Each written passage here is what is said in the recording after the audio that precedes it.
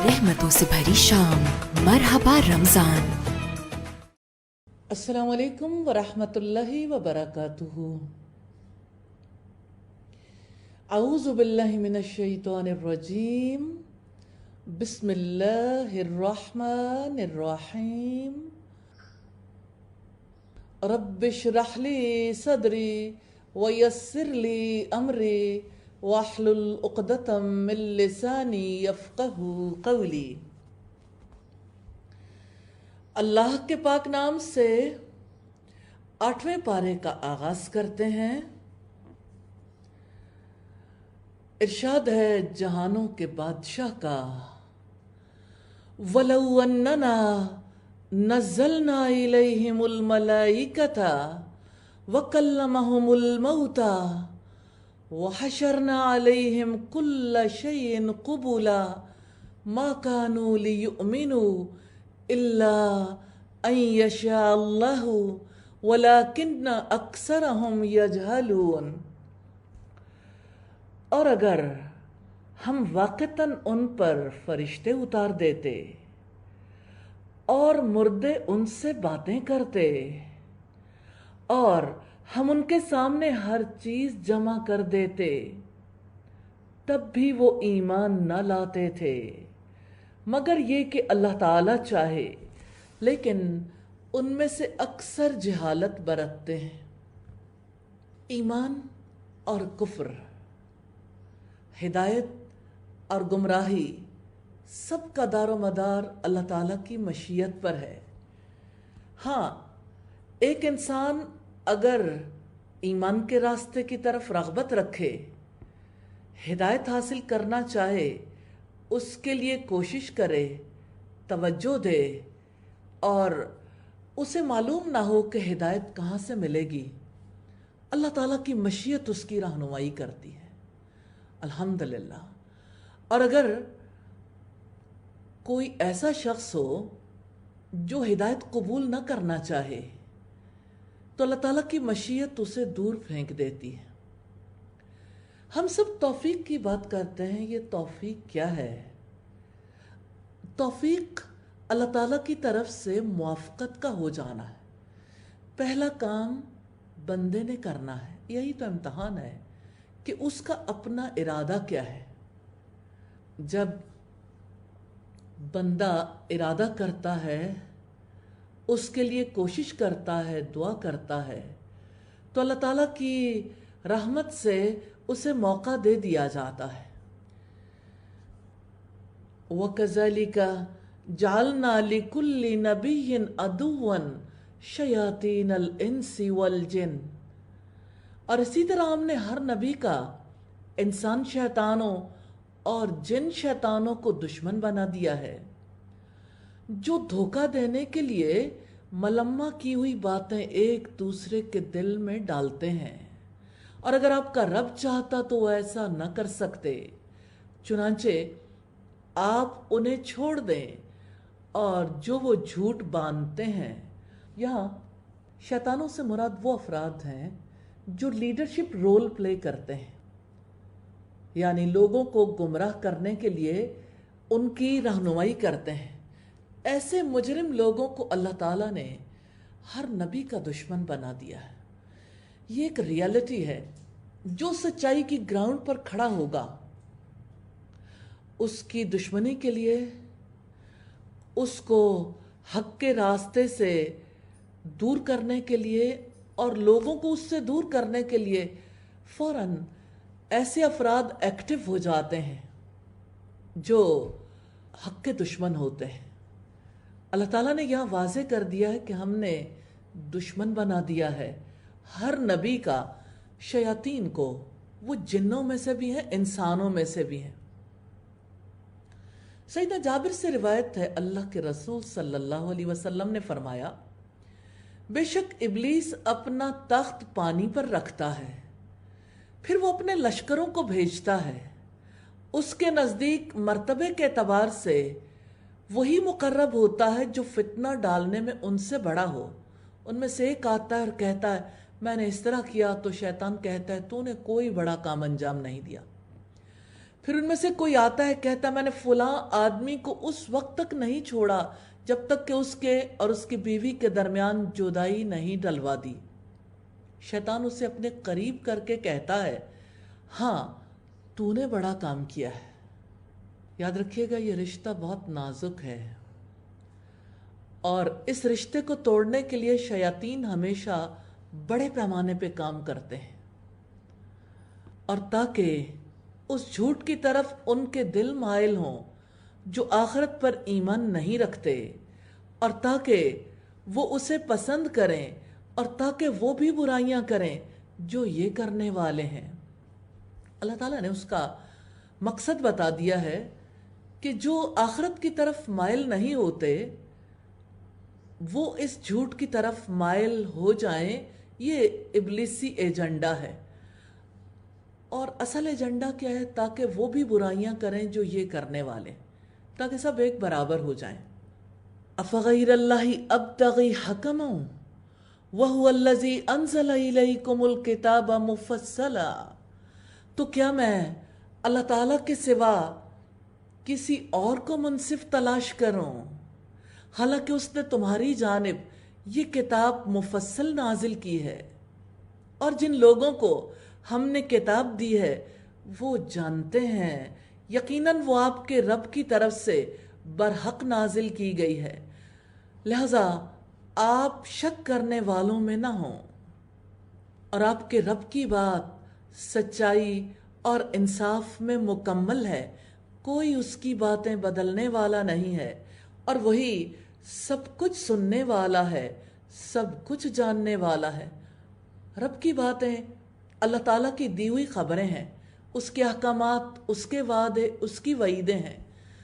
اللہ تعالیٰ کے سارے احکامات عدل اور انصاف پر مبنی ہیں، اور اگر آپ اکثریت کی اطاعت کریں جو زمین میں بستے ہیں، میجورٹی کی بات ہے، توجہ دیجیے گا، اگر آپ میجورٹی کی بات مان لیں تو وہ آپ کو اللہ تعالیٰ کے راستے سے بھٹکا دیں گے۔ وہ تو محض گمان کی پیروی کرتے ہیں اور محض قیاس آرائیاں کرتے ہیں۔ ہمارے یہاں میجورٹی ڈیسیجنز کرتی ہے، جمہوریت اسی کو کہتے ہیں۔ جمہوریت میں 51% لوگ جو رائے دے دیں اس کو قبول کیا جاتا ہے، اور ہمارے یہاں آپ دیکھیے جیسے کوئی چیز ٹاپ ٹرینڈ بن جاتی ہے نا، سب لوگ اس کے پیچھے لگ جاتے ہیں۔ ایک عجیب بھیڑ چال ہے ہمارے اس دور میں، اگرچہ ہر دور میں رہی ہے، لیکن ہم سوشل میڈیا کے دور میں رہتے ہیں، اور ایک ایسے دور میں جہاں میڈیا اہم کردار ادا کرتا ہے۔ تب آپ دیکھیے حق اور باطل میں فرق کرنے والی کیا چیز ہے، پہچان کیا ہے؟ لوگ اسی کو حق کہتے ہیں جس کو 51% لوگ حق کہتے ہیں، یعنی زیادہ لوگ جس کے بارے میں بات کر رہے ہوں، سب لوگوں کی رائے اسی کے موافق ہو جاتی ہے۔ تو اللہ تعالیٰ نے یہاں ہدایت دی ہے کہ اگر آپ میجورٹی کی اطاعت کریں گے جو زمین میں بستے ہیں تو وہ آپ کو اللہ تعالیٰ کے راستے سے بھٹکا دیں گے۔ اب آپ دیکھیے کہ میجورٹی آج ہمیں کس راستے کی طرف لے جانا چاہتی ہے۔ بات تو میجورٹی کی ہے، ساری دنیا کے ممالک ایسا کر رہے ہیں، ہم بھی ویسا ہی کریں گے۔ عقل کا تقاضا تو کچھ اور ہے، تحقیق کرنی ضروری ہے، حق تک پہنچیں، حق کی زمین پر کھڑے ہوں، سچائی کی زمین کو نہیں چھوڑنا۔ وہ تو محض گمان کی پیروی کرتے ہیں اور محض قیاس آرائیاں کرتے ہیں۔ یہ آیت کریمہ دلالت کرتی ہے کہ کسی گروہ کی کثرت اس کے حق پر ہونے کی دلالت نہیں کرتی۔ یقیناً آپ کا رب ہی خوب جاننے والا ہے جو اس کے راستے سے بھٹکتا ہے، اور وہ ہدایت یافتہ کو بھی خوب جاننے والا ہے۔ چنانچہ اس میں سے کھاؤ جس پر اللہ تعالیٰ کا نام ذکر کیا گیا ہو، اگر تم اس کی آیات پر ایمان رکھنے والے ہو۔ اللہ تبارک و تعالیٰ نے اہل ایمان کو ایمان کے تقاضے پورے کرنے کا حکم دیا ہے، کہ حلال مویشیوں کا گوشت کھائیں جن پر ذبح کرتے وقت اللہ تعالیٰ کا نام لیا گیا ہو، اور تمہیں کیا ہے کہ تم اس میں سے نہ کھاؤ جس پر اللہ تعالیٰ کا نام ذکر کیا گیا ہے، حالانکہ یقیناً وہ تفصیل سے تمہیں بتا چکا ہے جو اس نے تم پر حرام کیا ہے، سوائے اس کے جس کے لیے تم مجبور کر دیے جاؤ، اور بلا شبہ بہت سے لوگ یقیناً اپنی خواہشات کے ساتھ بغیر کسی علم کے گمراہ کرتے ہیں۔ یقیناً آپ کا رب حد سے گزرنے والوں کو زیادہ جاننے والا ہے۔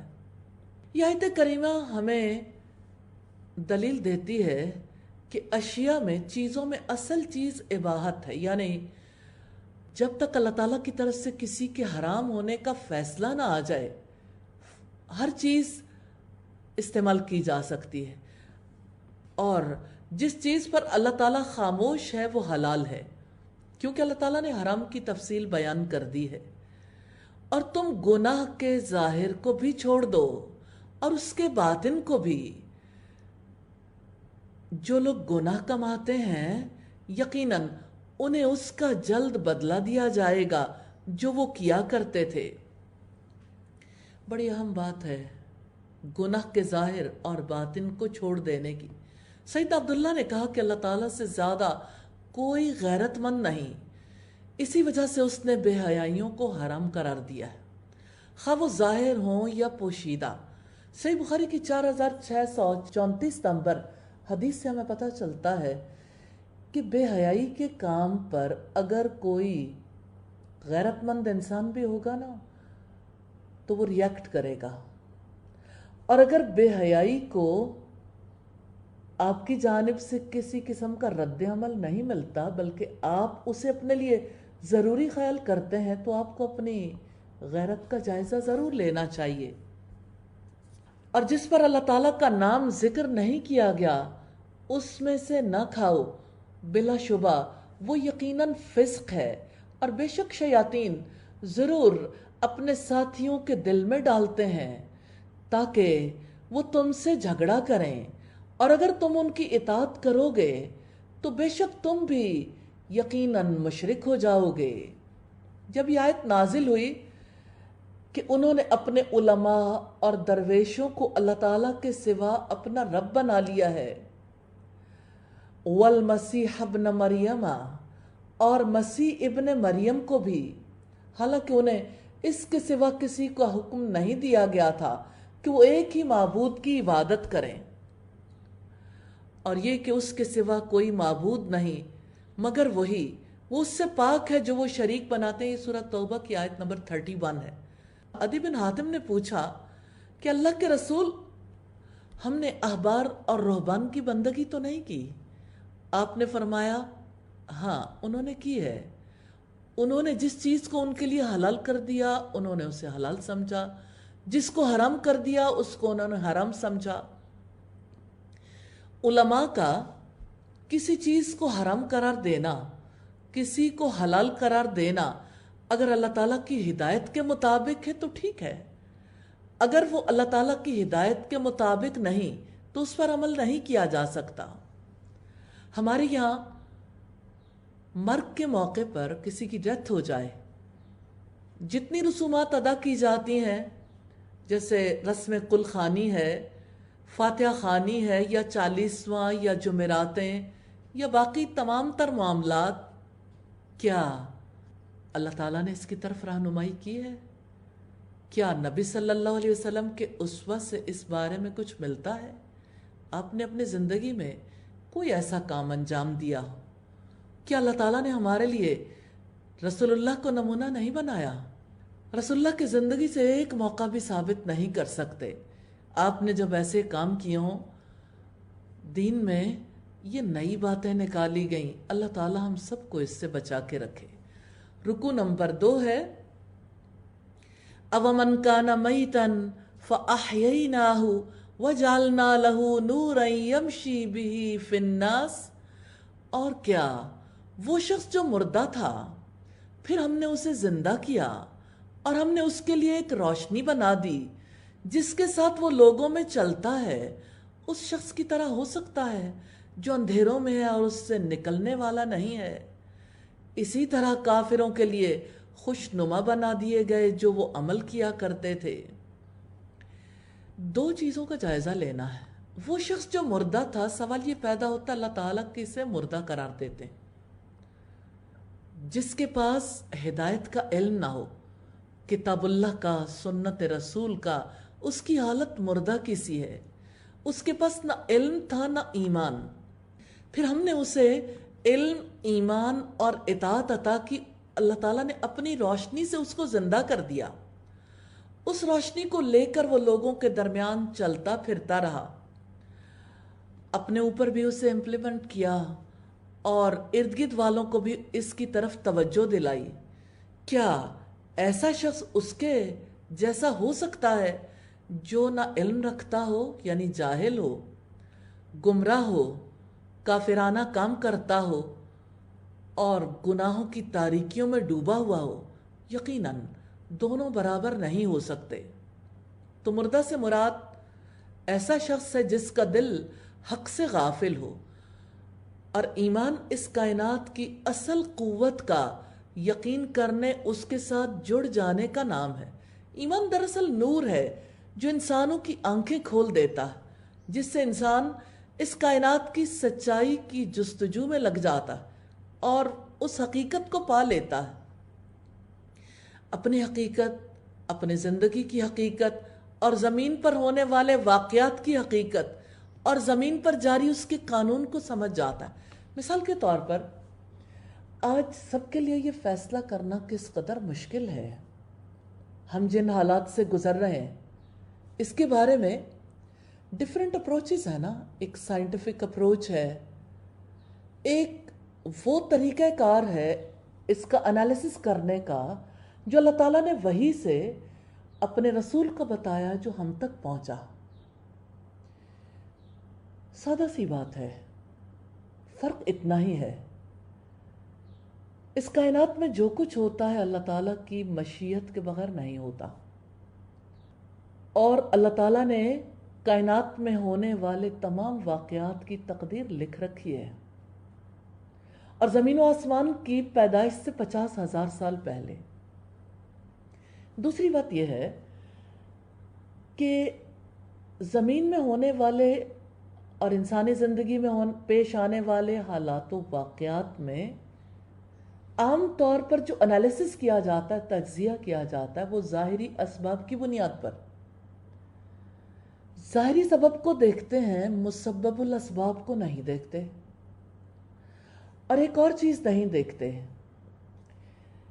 کسی کام کا ہونا نظر آتا ہے، جیسے وبا، پینڈیمک جو ہے، یہ اتنی بڑی آفت جو ہے، اس کو سب ایکسپیرینس کر رہے ہیں، لیکن یہ وبا کیوں آئی؟ سب کا دھیان ایک وائرس پر ہے۔ اس وائرس کی وجہ سے پوری زمین کے باشندے تکلیف میں مبتلا ہیں، لہذا وائرس پر ریسرچز ہو رہی ہیں۔ اللہ تعالیٰ رحم فرمائے ان پر جو ریسرچز کر رہے ہیں اور اس کی دوا تلاش کرنے کی کوشش کر رہے ہیں۔ یہ ایک انداز ہے سوچ کا، درست ہے، غلط نہیں ہے، لیکن آپ یہ دیکھیے کہ گاڑی ایک ٹائر پہ تو نہیں چلتی نا۔ ہماری زندگی کی حقیقت محض مادی نہیں ہے، مادی اعتبار سے تو یہ اپروچ درست ہے، لیکن ہمارے اندر ایک روح ہے، ہمیں اللہ تعالیٰ نے عقل عطا کی ہے، اور اس کائنات میں اور زمین پر ہونے والے واقعات میں ہمارے طرز عمل کا دخل ہے۔ جانتے ہیں کیسے؟ پچھلی قوموں کے حالات پڑھنے سے پتہ چلتا ہے کہ انسانی رویوں کی وجہ سے اللہ تعالیٰ نے ان کے لیے ایسے فیصلے کیے جس کی وجہ سے مومنوں نے نجات پائی اور کافر ہلاک ہو گئے۔ زمین پر اس سے پہلے بھی بہت سی آفتیں، بہت سی مصیبتیں آتی رہیں۔ ہمیں اللہ تعالیٰ کی کتاب بتاتی ہے کہ جو مصیبت بھی تم پر آتی ہے تمہارے اپنے ہاتھوں کی کمائی ہے، یعنی اپنے رویوں کا جائزہ لو، اپنا محاسبہ کرو، ہم کن حالات میں تھے، ہم نے کیا کیا۔ سلیم الفطرت انسان नॉन बिलीवर्स में से हों या बिलीवर्स में से, वो तज्जिया करने के काबिल हैं। जिनके ब्रेन्स कैप्चर्ड नहीं है, जिनकी कंडीशनिंग नहीं कर दी गई, जो आज़ाद सोच रखते हैं कि ये इंसानों के अपने आमाल हैं जिनकी वजह से ये वबा आई, और इस वबा में मखसूस तरीक़ेकार इख्तियार किया गया। रियली सोचने का मैदान है। सब लोग लॉकडाउन में हैं। क्या आप समझते हैं कि ये महज इंसानी डिसीजन है? आप अगर गैर जानिबदार होके सोचेंगे तो आपको महसूस होगा कि हमें तौबा करने की ज़रूरत है। अगर आप मादी असबाब की तरफ देखेंगे तो तौबा करने की ज़रूरत महसूस नहीं होगी, क्योंकि आप समझेंगे कि हर चीज़ पर हमारा हक है, हम जो चाहें फैसले करें। हमें ज़िंदगी मिली है, फैसले करने की आज़ादी है, अब जो चाहें कर सकते हैं। तो अगर आपकी अप्रोच ये होगी तो नेचुरली फिर आप हक तक तो नहीं पहुंच सकेंगे। तो कंडीशन माइंड से ना सोचें। आप खुली आंखों के साथ जब तज्जिया करेंगे तो पीछे इंसानी आमाल नज़र आएंगे। देखिए, मादी एतबार से भी तो हम देखते हैं, इतनी पोल्यूशन जब बढ़ती है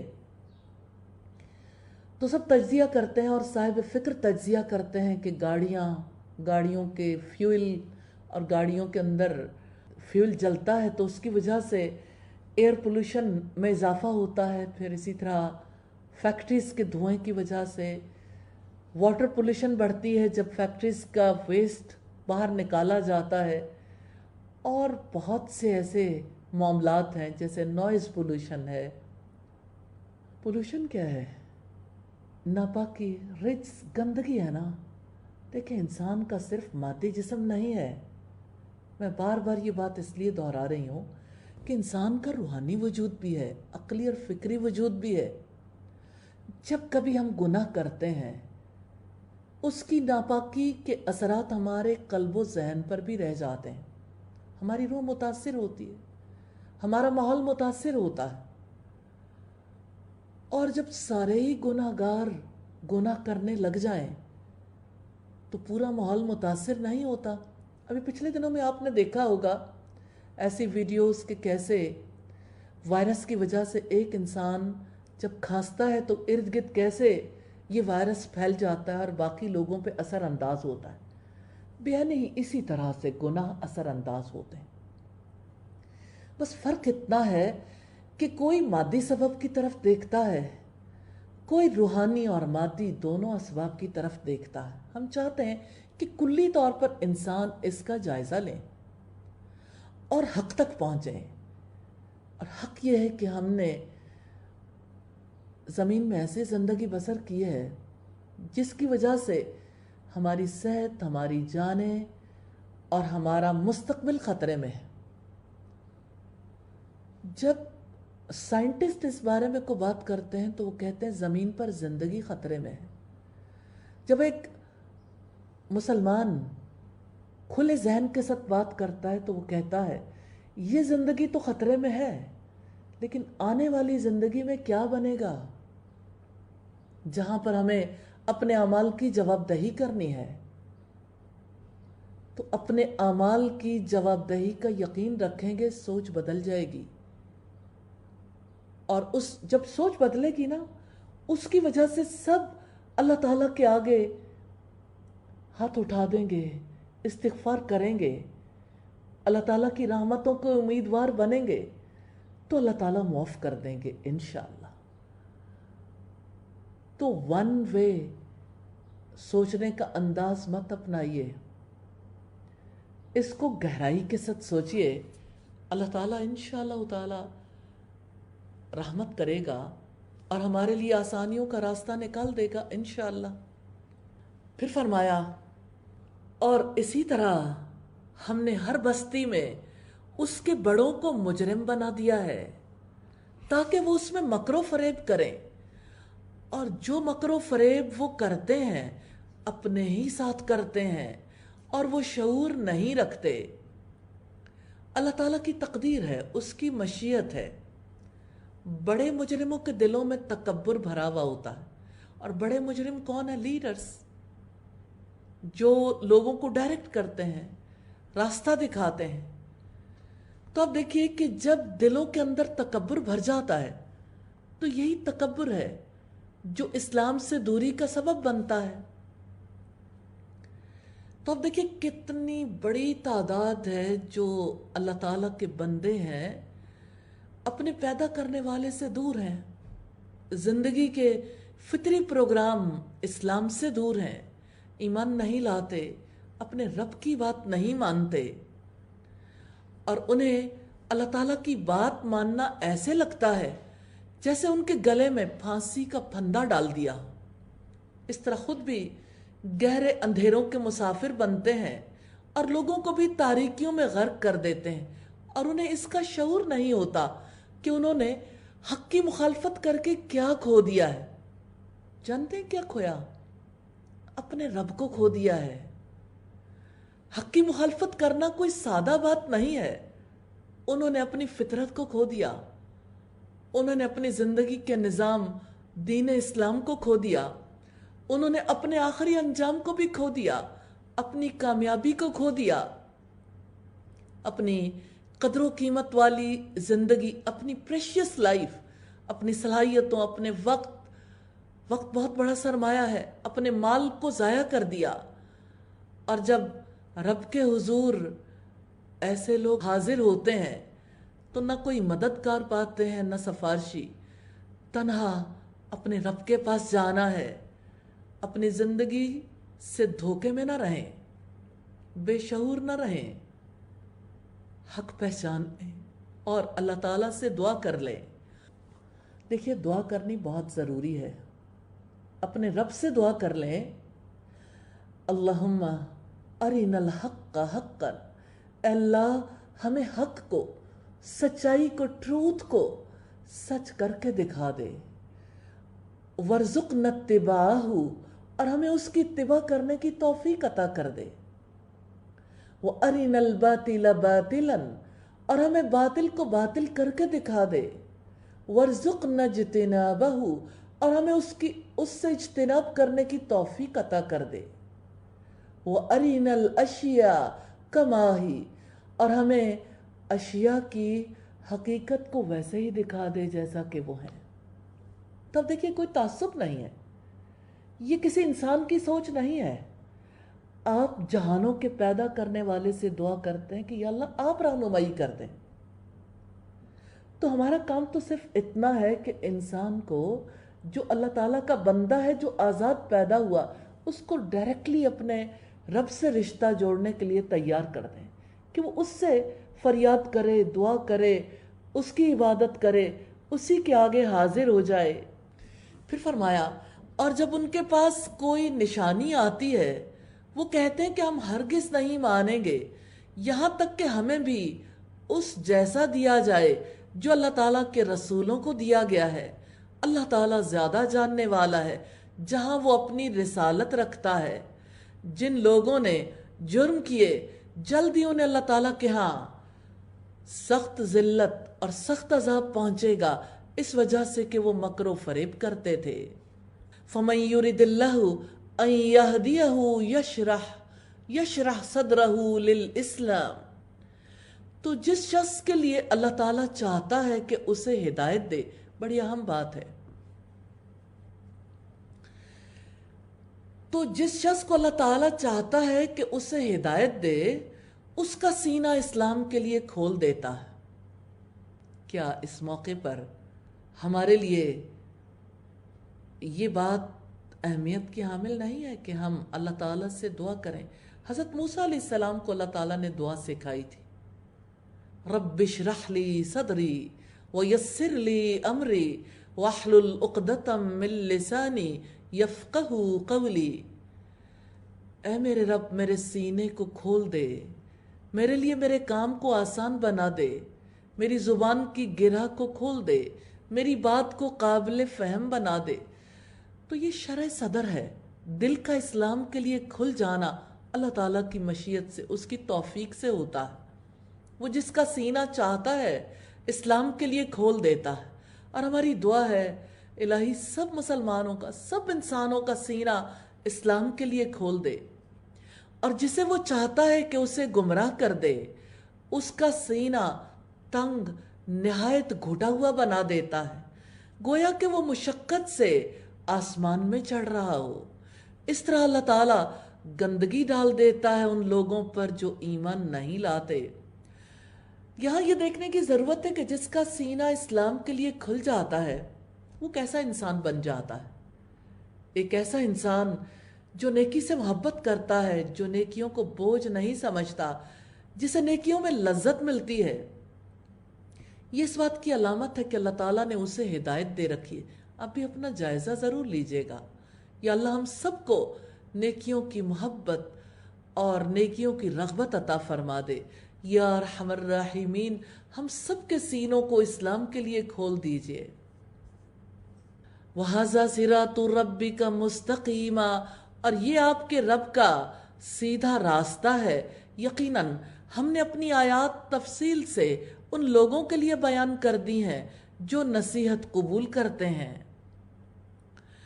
مقدام بن مہدی کرب سے روایت ہے کہ رسول اللہ نے فرمایا، لوگو یاد رکھو قرآن ہی کی طرح کی ایک اور چیز یعنی حدیث مجھے اللہ تعالیٰ کی طرف سے دی گئی ہے۔ میں ضمناً یہ کہنا چاہتی ہوں کہ آپ جانتے ہیں کہ حدیث بھی اللہ تعالیٰ کی طرف سے وہی ہے۔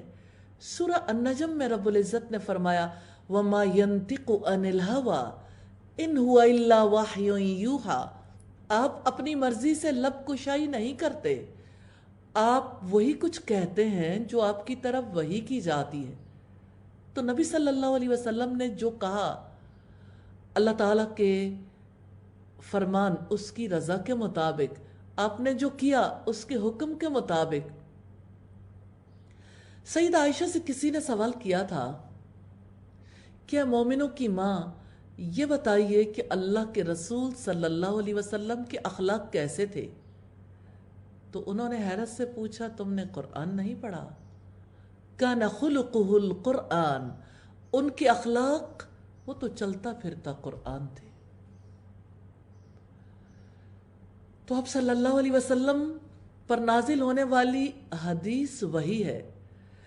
آپ نے فرمایا مجھے اللہ تعالیٰ کی طرف سے خبر دی گئی ہے، خبردار ایک وقت آئے گا کہ ایک پیٹ بھرا یعنی متکبر شخص اپنی مسند پر تکیہ لگائے بیٹھا ہوگا اور کہے گا لوگو تمہارے لیے قرآن کافی ہے، اس میں جو چیز حلال ہے بس وہی حلال ہے اور جو چیز حرام ہے بس وہی حرام ہے، حالانکہ جو کچھ اللہ تعالیٰ کے رسول نے حرام کیا ہے وہ ایسے ہی حرام ہے جیسے اللہ تعالیٰ نے حرام کیا۔ سنو گھریلو گدھا بھی تمہارے لیے حلال نہیں ہے، حالانکہ قرآن میں اس کی حرمت کا تذکرہ نہیں ہے، نہ ہی وہ درندے جن کی کچلیاں یعنی نوکیلے دانت جن سے وہ شکار کرتے ہیں، نہ ہی کسی ذمی کی گری پڑی چیز کسی کے لیے حلال ہے۔ ہاں البتہ اگر اس کے مالک کو اس کی ضرورت ہی نہ ہو تو پھر جائز ہے۔ سنن ابی داؤد کی روایت ہے 4604 نمبر پر۔ پھر فرمایا لہم دار السلام، لہم دار السلام عند ربہم وہو ولیہم، ان کے رب کے پاس ان کے لیے سلامتی کا گھر ہے اور وہ اس کی وجہ سے ان کا مددگار ہے جو وہ عمل کیا کرتے تھے۔ اور جس دن وہ ان سب کو جمع کرے گا، اے جنوں کے گروہ، یقیناً تم نے انسانوں میں سے بہت سوں کو دوست بنایا اور انسانوں میں سے ان کے ساتھی کہیں گے اے ہمارے رب، ہم نے ایک دوسرے سے خوب فائدہ اٹھایا اور ہم اپنے وقت کو پہنچ گئے جو تو نے ہمارے لیے مقرر فرمایا۔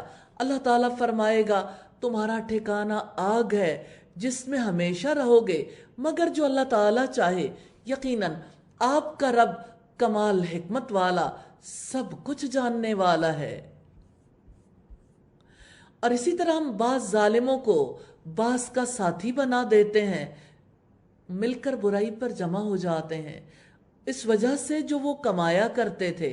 رکوع نمبر 3 ہے یا معاشر الجن والانس، اے جنوں اور انسانوں کے گروہ، الم یاتکم رسل منکم، کیا تمہارے پاس तुम्ही में से रसूल नहीं आए थे यकुस्सून अलैकुम आयाती, जो तुम्हें मेरी आयात सुनाते हो, वयुनज़िरूनकुम लिक़ा यौमिकुम हाज़ा, और तुम्हें तुम्हारे इस दिन की मुलाकात से डराते हो। क़ालू शहिदना अला अनफुसिना, वो कहेंगे हम अपने आप पर खुद गवाही देते हैं।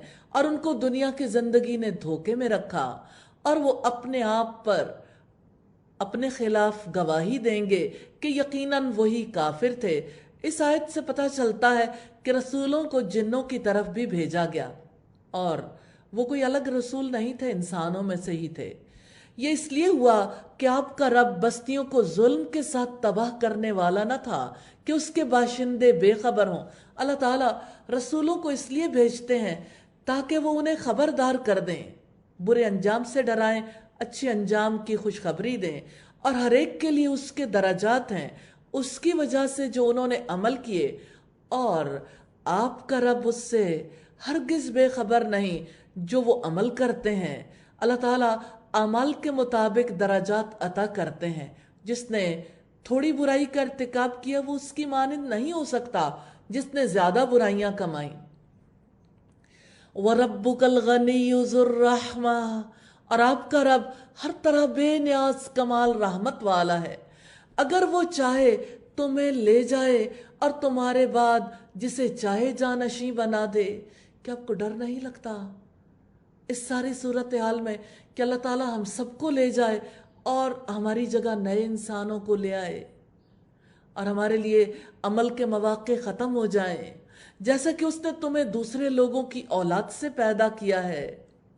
जिस दिन का तुमसे वादा किया जा रहा है वो ज़रूर आने वाला है और तुम हरगिज आजिज कर देने वाले नहीं हो।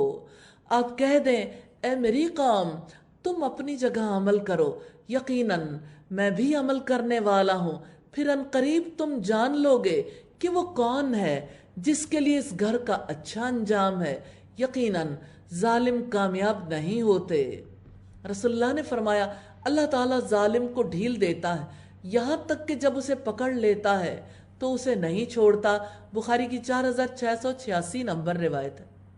और उन्होंने अल्लाह ताला के लिए उसमें से जो उसने पैदा किया, खेती और मवेशियों में से एक हिस्सा मुकर्रर किया है।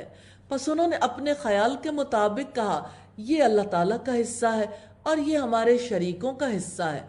चुनांचे जो उनके शरीकों के लिए है वो तो अल्लाह ताला को नहीं पहुंचता, और जो अल्लाह ताला के लिए है तो वो उनके शरीकों की तरफ पहुंच जाता है। बुरा है जो वो फैसला करते हैं। मुशरिकाना रसूमात जो उस दौर में होती थी, लोग 3 तरह के जराइम का इर्तिकाब करते थे। माली इबादत में अल्लाह ताला के साथ माबूदों को शरीक बनाना। नंबर 2, अल्लाह ताला का अलग और माबूदों का अलग हिस्सा मुकर्रर करना। और इस बात में पराहतों का ये शिर्क था कि उन्होंने अपने आप को शारे की हैसियत दे रखी थी, और आम लोगों का ये शिर्क था कि वो उनकी बातों को मजहबी तौर पर तस्लीम करते थे। और तीसरे, उस तकसीम में भी अल्लाह ताला के हक में नाइंसाफ़ी करते थे, और इसमें सब लोग बराबर के शरीक थे। और इसी तरह बहुत से मुशरिकों के लिए उनके शरीकों ने उनकी औलाद के कत्ल को खुशनुमा बना दिया है ताकि वो उनको बर्बाद कर दें और ताकि उन पर उनके दीन ही को मुश्तबह बना दें। और अगर अल्लाह ताला चाहता तो वो ऐसा न करते। उनके लिए कत्ले औलाद खुशनुमा बनाया गया था इस अंदाज में कि वो बुतों के नाम पर कैसे अपनी औलाद को भेंट चढ़ा देते थे। क्या आप जानते हैं कि औलाद तो आज भी भेंट चढ़ती है। अपने माँ बाप अपने बच्चे को जिंदगी का हक नहीं देना चाहते। अबॉर्शंस लीगलाइज क्यों हुए दुनिया भर में? अबॉर्शंस क्या है? यही कि अपनी जात की खातिर आइंदा आने वाली नस्ल की जिंदगी के रास्ते बंद कर दिए जाएं। तो ऐसा हर दौर में होता रहा। कत्ले औलाद को खुशनुमा बनाने वाला इब्लीस है, और ताकि वो उनको बर्बाद कर दें और ताकि उन पर उनके दीन ही को मुश्तबह बना दें और اگر اللہ تعالیٰ چاہتا تو وہ ایسا نہ کرتے، چنانچہ آپ ان کو چھوڑ دو اور جو وہ جھوٹ باندھتے ہیں اسے بھی چھوڑ دو۔ وَقَالُوا هَذِهِ أَنْعَامٌ وَحَرْثٌ حِجْرٌ، اور اپنے ذوم باطل میں انہوں نے کہا کہ یہ جانور اور یہ کھیت ممنوع ہے۔ جیسے ہمارے ہاں بھی درباروں کے نام پہ جانور آزاد کر دیے جاتے ہیں، انہیں کوئی نہیں کھائے گا مگر وہی جسے ہم اپنے خیال کے مطابق چاہیں گے۔ اور کچھ جانور ہیں ان کی پشتیں حرام کر دی گئی ہیں، اور کچھ جانور ہیں جن پر وہ اللہ تعالیٰ کے نام کا ذکر نہیں کرتے، اس پر جھوٹ باندھتے ہوئے جلد ہی وہ انہیں اس کا بدلہ دے گا اس وجہ سے جو وہ جھوٹ باندھتے تھے۔ اور انہوں نے کہا جو بھی ان جانوروں کے پیٹوں میں ہے وہ خالصتاً ہمارے مردوں کے لیے ہے اور وہ ہماری بیویوں پر حرام ہے، اور اگر وہ مردہ ہو تو اس میں سب شریک ہیں۔ اللہ تعالیٰ انہیں جلد ہی ان کی بات بنانے کی سزا دے گا، یقیناً وہ کمال حکمت والا سب کچھ جاننے والا ہے۔ یقیناً وہ لوگ گھاٹے میں پڑ گئے جنہوں نے اپنی اولاد کو حماقت میں بغیر علم کے قتل کیا، اور انہوں نے اللہ تعالیٰ پر جھوٹ باندھتے ہوئے اس کو حرام کر لیا جو اللہ تعالیٰ نے ان کو رزق دیا تھا۔ یقیناً وہ گمراہ ہو گئے ہیں اور ہدایت پانے والے نہیں ہوئے۔ سوال یہ پیدا ہوتا ہے وہ کون لوگ ہیں جو اطمینان کے ساتھ اولاد کو قتل کر دیتے ہیں؟ وہی جو اپنے دین کے بارے میں خسارے میں رہتے ہیں، قتل اولاد جیسا جرم اطمینان کے ساتھ انجام دیتے ہیں، جو توہمات میں خرافات میں جیتے ہیں، جو اپنی اولاد کے بارے میں غلط نظریات قائم کر لیتے ہیں۔ کیا پوری دنیا نے پاپولیشن پلاننگ کے نظریے کو قبول نہیں کیا؟ آپ پاپولیشن پلاننگ کے بارے میں کوئی اور نظریہ رکھ کر دیکھیں، جی نہیں سکیں گے۔ تو اس کا مطلب ہے سب کے مائنڈ کنڈیشنڈ ہو گئے نا، اللہ تعالیٰ پر تو بیلیف نہیں رہا، جنہوں نے یہ نظریہ دیا ان پر بیلیف ہے۔ رکوع نمبر 4 ہے، اور وہ اللہ تعالیٰ ہی ہے جس نے باغات کو پیدا کیا، چھجوں پر چڑھائے ہوئے اور نہ چڑھائے ہوئے، اور کھجوروں کو اور کھیتوں کو کہ اس کے پھل مختلف ہوتے ہیں، اور زیتون اور انار کو باہم ملتے جلتے بھی ہیں اور نہ ملتے جلتے بھی، اس کے پھلوں میں سے کھاؤ جب وہ پھل لائیں۔ اس کی کٹائی کے دن اللہ تعالیٰ کا حق ادا کرو اور حد سے نہ گزرو، یقیناً اللہ تعالیٰ حد سے گزرنے والوں کو پسند نہیں کرتا۔ اللہ تعالیٰ نے توجہ دلائی ہے تفکر کی طرف، دل کی عبادت ہے، دعوت دی کہ کائنات میں غور و فکر کرو، باغات جن سے تمہیں نفع پہنچتا ہے کتنا حسن ہے، کہیں چھجوں پر چڑھائے جاتے ہیں جیسے انگور کی بیلیں، اور کہیں کھجور کے درخت ہیں اور زیتون، انار اور دیگر درخت، ان کے پھلوں کو کھاؤ، لیکن دیکھو جس دن فصل کاٹو گے اللہ تعالیٰ کا حق ادا کرو، جس نے یہ خیر و برکت عطا کی اس کا حق ضرور ادا کرو۔ یہ اہم نصیحت ہے کیونکہ اللہ تعالیٰ حد سے گزرنے والوں کو پسند نہیں کرتا۔ اور مویشیوں میں سے کچھ بوجھ اٹھانے والے ہیں اور کچھ زمین سے لگے ہوئے ہیں، کھاؤ اس میں سے جو اللہ تعالیٰ نے تمہیں رزق دیا ہے، اور شیطان کے قدموں کے پیچھے نہ چلو، یقیناً وہ تمہارا کھلا دشمن ہے۔ 8 قسمیں ہیں، 2 بھیڑ سے اور 2 بکری سے۔ اب پوچھیں کیا اللہ تعالیٰ نے دونوں نروں کو حرام کیا ہے یا دونوں ماداؤں کو، یا وہ بچہ جس پر ان دونوں ماداؤں کے رحم لپٹے ہوئے ہیں؟ اگر تم سچے ہو تو مجھے کسی علم کے ساتھ بتاؤ۔ عربوں نے جاہلی دور میں جن جانوروں کو حرام کیا تھا ان کا تذکرہ ہے، 2 اونٹ سے اور 2 گائے سے۔ آپ پوچھیں کہ اللہ تعالیٰ نے دونوں نروں کو حرام کیا ہے یا دونوں ماداؤں کو، یا وہ بچہ جس پر دونوں ماداؤں کے رحم لپٹے ہوئے ہیں؟ کیا تم اس وقت موجود تھے جب اللہ تعالیٰ نے تمہیں اس کی وصیت کی تھی؟ چنانچہ اس سے بڑا ظالم کون ہے جس نے اللہ تعالیٰ پر جھوٹ باندھا تاکہ لوگوں کو بغیر علم کے گمراہ کر دے؟ یقیناً اللہ تعالیٰ ظالم لوگوں کو ہدایت نہیں دیتا۔ رکوع نمبر 5 ہے، قُلْ لَا أَجِدُ فِي مَا أُوحِيَ إِلَيَّ مُحَرَّمًا عَلَىٰ طَاعِمٍ يَطْعَمُهُ إِلَّا أَن يَكُونَ مَيْتَةً۔ آپ کہہ دیں مجھ پر جو وحی کی گئی ہے न उसमें कोई चीज नहीं पाता जिसका खाना किसी खाने वाले पर हराम किया गया हो कि वो उसको खाए, सिवाय उसके कि वो मुर्दार हो या बहाया हुआ खून हो या सुअर का गोश्त कि यकीनन वो नापाक है, या वो नाफरमानी का बायस हो जिस पर गैरुल्लाह का नाम पुकारा गया हो। फिर जो शख्स मजबूर कर दिया जाए कि वो नाफरमानी करने वाला ना हो और हद से गुजरने वाला ना हो, तो बिलाशुबा आपका रब बेहद बख्शने वाला, निहायत रहम वाला है। सैयदना इब्न अब्बास फरमाते हैं, जाहिलियत में बाज़ चीज़ें तो खाई जाती थी, बाज़ घिन खाकर छोड़ दी जाती थी। फिर अल्लाह ताला ने अपना पैगंबर भेजा, किताब उतारी, हलाल व हराम की तफसील फरमा दी। किताब व सुन्नत ने जिसे हलाल कर दिया वो हलाल है, जिसे हराम कर दिया वो हराम है, जिस पर खामोशी इख्तियार कर ली वो मुआफ़ है। कितनी सादगी है इस दीन में, कोई प्रॉब्लम ही नहीं। कि अब फिर कमेटी बैठेगी, किसी पार्लियामेंट में बैठकर इसके बारे में फैसले होंगे, या किसी टॉक शो में बैठकर इसके बारे में फैसले होंगे कि फलां चीज जायज है और फलां नाजायज है। और उन लोगों पर जो यहूदी बन गए, हमने हर नाखून वाले जानवर को हराम कर दिया था, और गायों और बकरियों में से हमने उन पर उन दोनों की चर्बियां हराम कर दी, सिवाय इसके जो उन दोनों की पीठों या अंतड़ियों ने उठाया हो, या जो किसी हड्डी के साथ मिली हुई हो। ये हमने उन्हें उनकी सरकशी की वजह से सजा दी थी, और बिलाशुबा यकीनन हम ही सच्चे हैं। फिर भी अगर वो आपको झुटलाएं तो आप कह दें, तुम्हारा रब वसी रहमत वाला है और उसका अजाब मुजरिमों से नहीं हटाया जाता जिनके गुनाह बढ़ गए, लिहाजा उसके अजाब को दावत देने वालों से और हम सब हैं।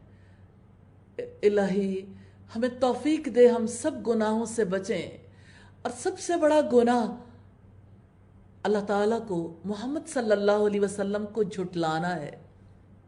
जिन लोगों ने शिर्क किया वो बहुत जल्द कहेंगे कि अगर अल्लाह ताला चाहता ना तो हम शिर्क करते और ना ही हमारे बाप दादा, और ना हम किसी चीज को हराम करते। इसी तरह उन लोगों ने भी झुटलाया था जो इनसे पहले थे, यहां तक कि उन्होंने हमारा अजाब चख लिया। अब आप पूछें, क्या तुम्हारे पास कोई इल्म है तो तुम उसे हमारे लिए निकाल लाओ। तुम गुमान के सिवा किसी चीज की पैरवी नहीं करते, और तुम महज कयास आराइयां ही करते हो। कुल फलिल्लाहिल हुज्जतुल बालिगा, आप कह दें कामिल दलील अल्लाह ताला ही के पास है। कामिल दलील वो होती है जो किसी पर हुज्जत नहीं रहने देती, जिस पर तमाम अंबिया, मुरसलीन, अल्लाह ताला की तरफ से भेजी हुई किताबें, फितरत सलीम और अखलाक मुस्तकीम मुत्तफिक हैं। जो अल्लाह ताला की कामिल दलील की मुखालफत करता है वो बातिल पर चलता है, और बातिल के रास्ते के सिवा किसी और रास्ते पर नहीं है। तो रब्बुल इज़्ज़त ने फरमाया, चुनांचे अगर वो चाहता तो तुम सबको वो जरूर हिदायत दे देता, लेकिन अल्लाह ताला ने इख्तियार दिया है कि इंसान अपनी आज़ाद मर्जी से जिस रास्ते को चाहे इख्तियार कर ले। कुल हलुम्मा शुहदाकुमुल्लज़ीना यशहदूना अन्नल्लाह हर्रम हाज़ा, आप कह दें तुम अपने गवाह लाओ जो गवाही दें कि यकीनन अल्लाह ताला ही ने इनको हराम किया है। फिर अगर वो गवाही दे भी दें तो आप उनके साथ गवाही न दें और न उनकी ख्वाहिशात की पैरवी करें। जिन लोगों ने हमारी आयात को झुटलाया और जो आखिरत पर ईमान नहीं रखते, वही दूसरों को अपने रब के बराबर करार देते हैं। इस्लाम में किसी को कानून साजी का हक देना शिर्क है, जैसे किसी को अल्लाह ताला की ज़ात में शरीक ठहराना है। और जो आखिरत पर ईमान नहीं रखते वही तो दूसरों को शरीक करने वाले हैं। रुकू नंबर 6 है, कुल तालौ अत्लु मा हर्रम रब्बुकुम अलैकुम। हमेशा परेशानी तो रहती है, क्या चीज हराम है क्या हलाल है। आप कह दें, आओ मैं पढ़कर सुनाता हूं जो तुम्हारे रब ने तुम पर हराम किया है, ये कि तुम उसके साथ किसी चीज को शरीक न ठहराओ, اور والدین کے ساتھ نیک سلوک کرو، یعنی ان کی نافرمانی حرام ہے، اور اپنی اولاد کو مفلسی کے ڈر سے قتل نہ کرو، ہم تمہیں بھی رزق دیتے ہیں اور ان کو بھی دیں گے، اور بے حیائی کے قریب نہ جاؤ۔ کیا میں آپ سے سوال کر سکتی ہوں کہ آج کے دور میں بے حیائی کی اصطلاح بدل گئی یا ہمارا طرز عمل بدل گیا؟ کیا حیا ایک ریلیٹو ٹرم ہے؟ کیا حیا کا وہ نظریہ جو اللہ کے رسول صلی اللہ علیہ وسلم نے دیا، جو فطرت انسانی کے عین مطابق فطرت اسے پہچانتی ہے، آج وہ بدل گیا؟ تو ایسا نہیں ہے۔ اللہ پاک نے حکم دیا، اس حکم کو اپنے لیے بھی سمجھیں، اور بے حیائی کے قریب نہ جاؤ۔ بے حیائی کے کام کرنا تو دور کی بات ہے، اس راستے کے قریب بھی نہ جانا جو بے حیائی کی طرف جاتا ہو، ان میں سے جو ظاہر ہو اور جو پوشیدہ ہو، اور جس کو اللہ تعالیٰ نے حرام ٹھہرایا ہے اسے ناحق قتل نہ کرو۔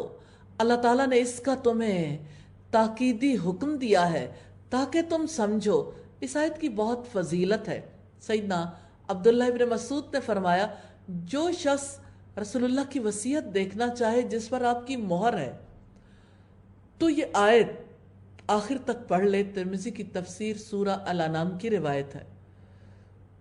اور یتیم کے مال کے قریب نہ جاؤ مگر جو طریقہ سب سے بہتر ہو، یہاں تک کہ وہ اپنی پختگی کو پہنچ جائے، اور ناپ اور تول کو انصاف کے ساتھ پورا کرو۔ ہم کسی شخص کو تکلیف نہیں دیتے مگر اس کی طاقت کے مطابق، اور جب تم بات کرو تو انصاف کرو، خواہ کوئی رشتہ دار ہو، اور اللہ تعالیٰ کے عہد کو پورا کرو۔ اللہ تعالیٰ نے ان احکام کا تمہیں تاکیدی حکم دیا ہے تاکہ تم نصیحت قبول کرو۔ تو کیا آپ نصیحت قبول کرنے کے لیے تیار ہیں؟ یا اللہ ہمیں توفیق عطا کرنا۔ وَأَنَّ هَذَا صِرَاطِي مُسْتَقِيمًا فَاتَّبِعُوهُ، اور بلا شبہ یہی میرا راستہ ہے جو سیدھا ہے، چنانچہ تم اس کی پیروی کرو، اور دیگر راستوں کی پیروی نہ کرو کہ وہ تمہیں اللہ تعالیٰ کے راستے سے جدا کر دیں گے۔ یہ ہے جس کا اللہ تعالیٰ نے تمہیں تاکیدی حکم دیا ہے تاکہ تم بچ جاؤ۔ پھر ہم نے موسیٰ کو کتاب دی، ہر اس شخص کے لیے نعمت کی تکمیل تھی جو نیکی کی روش اپنائے، اور ہر حکم کی تفصیل تھی، اور ہدایت اور رحمت تھی تاکہ وہ اپنے رب کی ملاقات پر ایمان لے آئیں۔ جسے اللہ تعالیٰ کی نعمت ملے اس پر شکر ادا کرنا واجب ہے۔ تو اللہ تعالیٰ نے دوسری نعمتوں کے ساتھ کتاب کی نعمت عطا کی، اس پر شکر ادا کرنا واجب ہے۔ رکوع نمبر 7 ہے، وَهَذَا كِتَابٌ أَنزَلْنَاهُ مُبَارَكٌ فَاتَّبِعُوهُ، اور یہ ایک بابرکت کتاب ہے جس کو ہم نے نازل کیا ہے، چنانچہ تم اس کی پیروی کرو اور اللہ تعالیٰ سے ڈر جاؤ تاکہ تم پر رحمت کی جائے۔ یہ کتاب یعنی قرآن مجید، اس کا مقصد ہے کہ انسان اپنے رب کی ملاقات پر یقین کر لے اور دنیا میں ایسی زندگی گزارے کہ اپنے ہر عمل کے لیے اپنے آپ کو اپنے رب کے آگے جواب دہ محسوس کرے، ذمہ دارانہ زندگی گزارے۔ اللہ تعالیٰ نے ہمیں ذمہ دار بنایا ہے، اور اس کتاب کے احکامات کی پیروی کرے۔ جو انسان اللہ تعالیٰ کا تقوی اختیار کرے، اللہ تعالیٰ اس پر مہربان ہوتے ہیں، اس پر رحم فرماتے ہیں۔ کہیں تم یہ کہو کہ کتاب تو ہم سے پہلے ہی کے 2 گروہوں پر نازل کی گئی تھی اور ہم ان کے پڑھنے پڑھانے سے یقیناً غافل تھے، یا تم کہو کہ اگر ہم پر بھی کتاب اتاری جاتی تو ہم یقیناً ان سے زیادہ ہدایت یافتہ ہوتے۔ تو بلا شبہ یقیناً تمہارے پاس تمہارے رب کی طرف سے ایک روشن دلیل، ہدایت اور رحمت آ چکی ہے۔ پھر اس سے بڑا ظالم کون ہے جس نے اللہ تعالیٰ کی آیات کو جھٹلایا اور ان سے کنارہ کشی اختیار کی۔ ہم انہیں جلد ہی بہت برے عذاب کی سزا دیں گے جو ہماری آیات سے کنارہ کشی اختیار کرتے ہیں، اس کے بدلے جو وہ کنارہ کشی اختیار کرتے تھے۔ وہ انتظار نہیں کر رہے ہیں مگر یہ کہ ان کے پاس فرشتے آ جائیں یا آپ کا رب آ جائے یا آپ کے رب کی بعض نشانیاں آ جائیں، جس دن آپ کے رب کی بعض نشانیاں آ جائیں گی، کسی ایسے شخص کو اس کا ایمان فائدہ نہ دے گا جو پہلے سے ہی ایمان نہ رکھتا تھا یا اس نے اپنے ایمان میں کوئی نیکی نہ کمائی تھی۔ آپ کہہ دیں تم بھی انتظار کرو، بلا شبہ ہم بھی انتظار کرنے والے ہیں۔ اس سے یہ بھی ثابت ہوتا ہے کہ اللہ تبارک و تعالی حکمت والا ہے، کائنات میں یہ سنت جاری و ساری ہے کہ ایمان صرف اسی وقت فائدہ دیتا ہے جب وہ اختیاری ہو، اضطراری نہ ہو۔ ان الذین فرقوا دینہم وکانوا شیعا لست منہم فی شیء، یقیناً جن لوگوں نے اپنے دین کو ٹکڑے ٹکڑے کر ڈالا اور گروہ گروہ بن گئے، ان سے آپ کا کوئی تعلق نہیں، یقیناً ان کا معاملہ اللہ تعالیٰ ہی کے حوالے ہے، پھر وہی ان کو بتائے گا جو وہ کیا کرتے تھے۔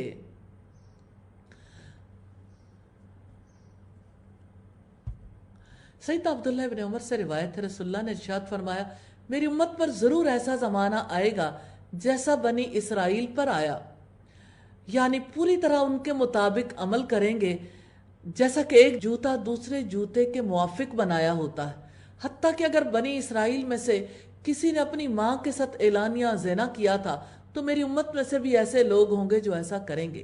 پھر فرمایا بنی اسرائیل کے 72 فرقے ہو گئے، میری امت 73 فرقوں میں بٹ جائے گی، یہ سب فرقے دوزخ میں ہوں گے سوائے ایک ملت کے۔ صحابہ نے عرض کیا یا رسول اللہ وہ ملت کون سی ہے جو جنت والی ہے؟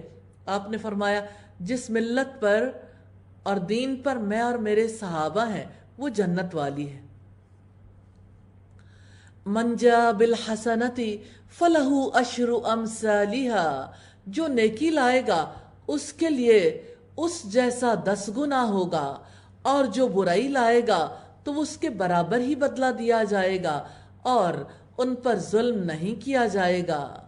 قل اننی ہدانی ربی الی صراط مستقیم، آپ کہہ دیں میرے رب نے مجھے سیدھی راہ دکھلائی ہے کہ وہ ایک مضبوط دین ہے، ملت ابراہیم ہے جو ایک ہی طرف کے تھے، مشرکوں میں سے نہ تھے۔ قل ان صلاتی ونسکی ومحیای ومماتی للہ رب العالمین، آپ کہہ دیں بے شک میری نماز، میری قربانی، میرا جینا اور میرا مرنا اللہ رب العزت کے لیے جو جہانوں کا رب ہے۔ دو عبادات، نماز اور قربانی، یہ دونوں عبادات اللہ تعالیٰ سے محبت، دین کو اس کے لیے خالص کرنے، دل، زبان اور اعضاء کے ذریعے سے اللہ کے قرب کے حصول پر دلالت کرتی ہیں۔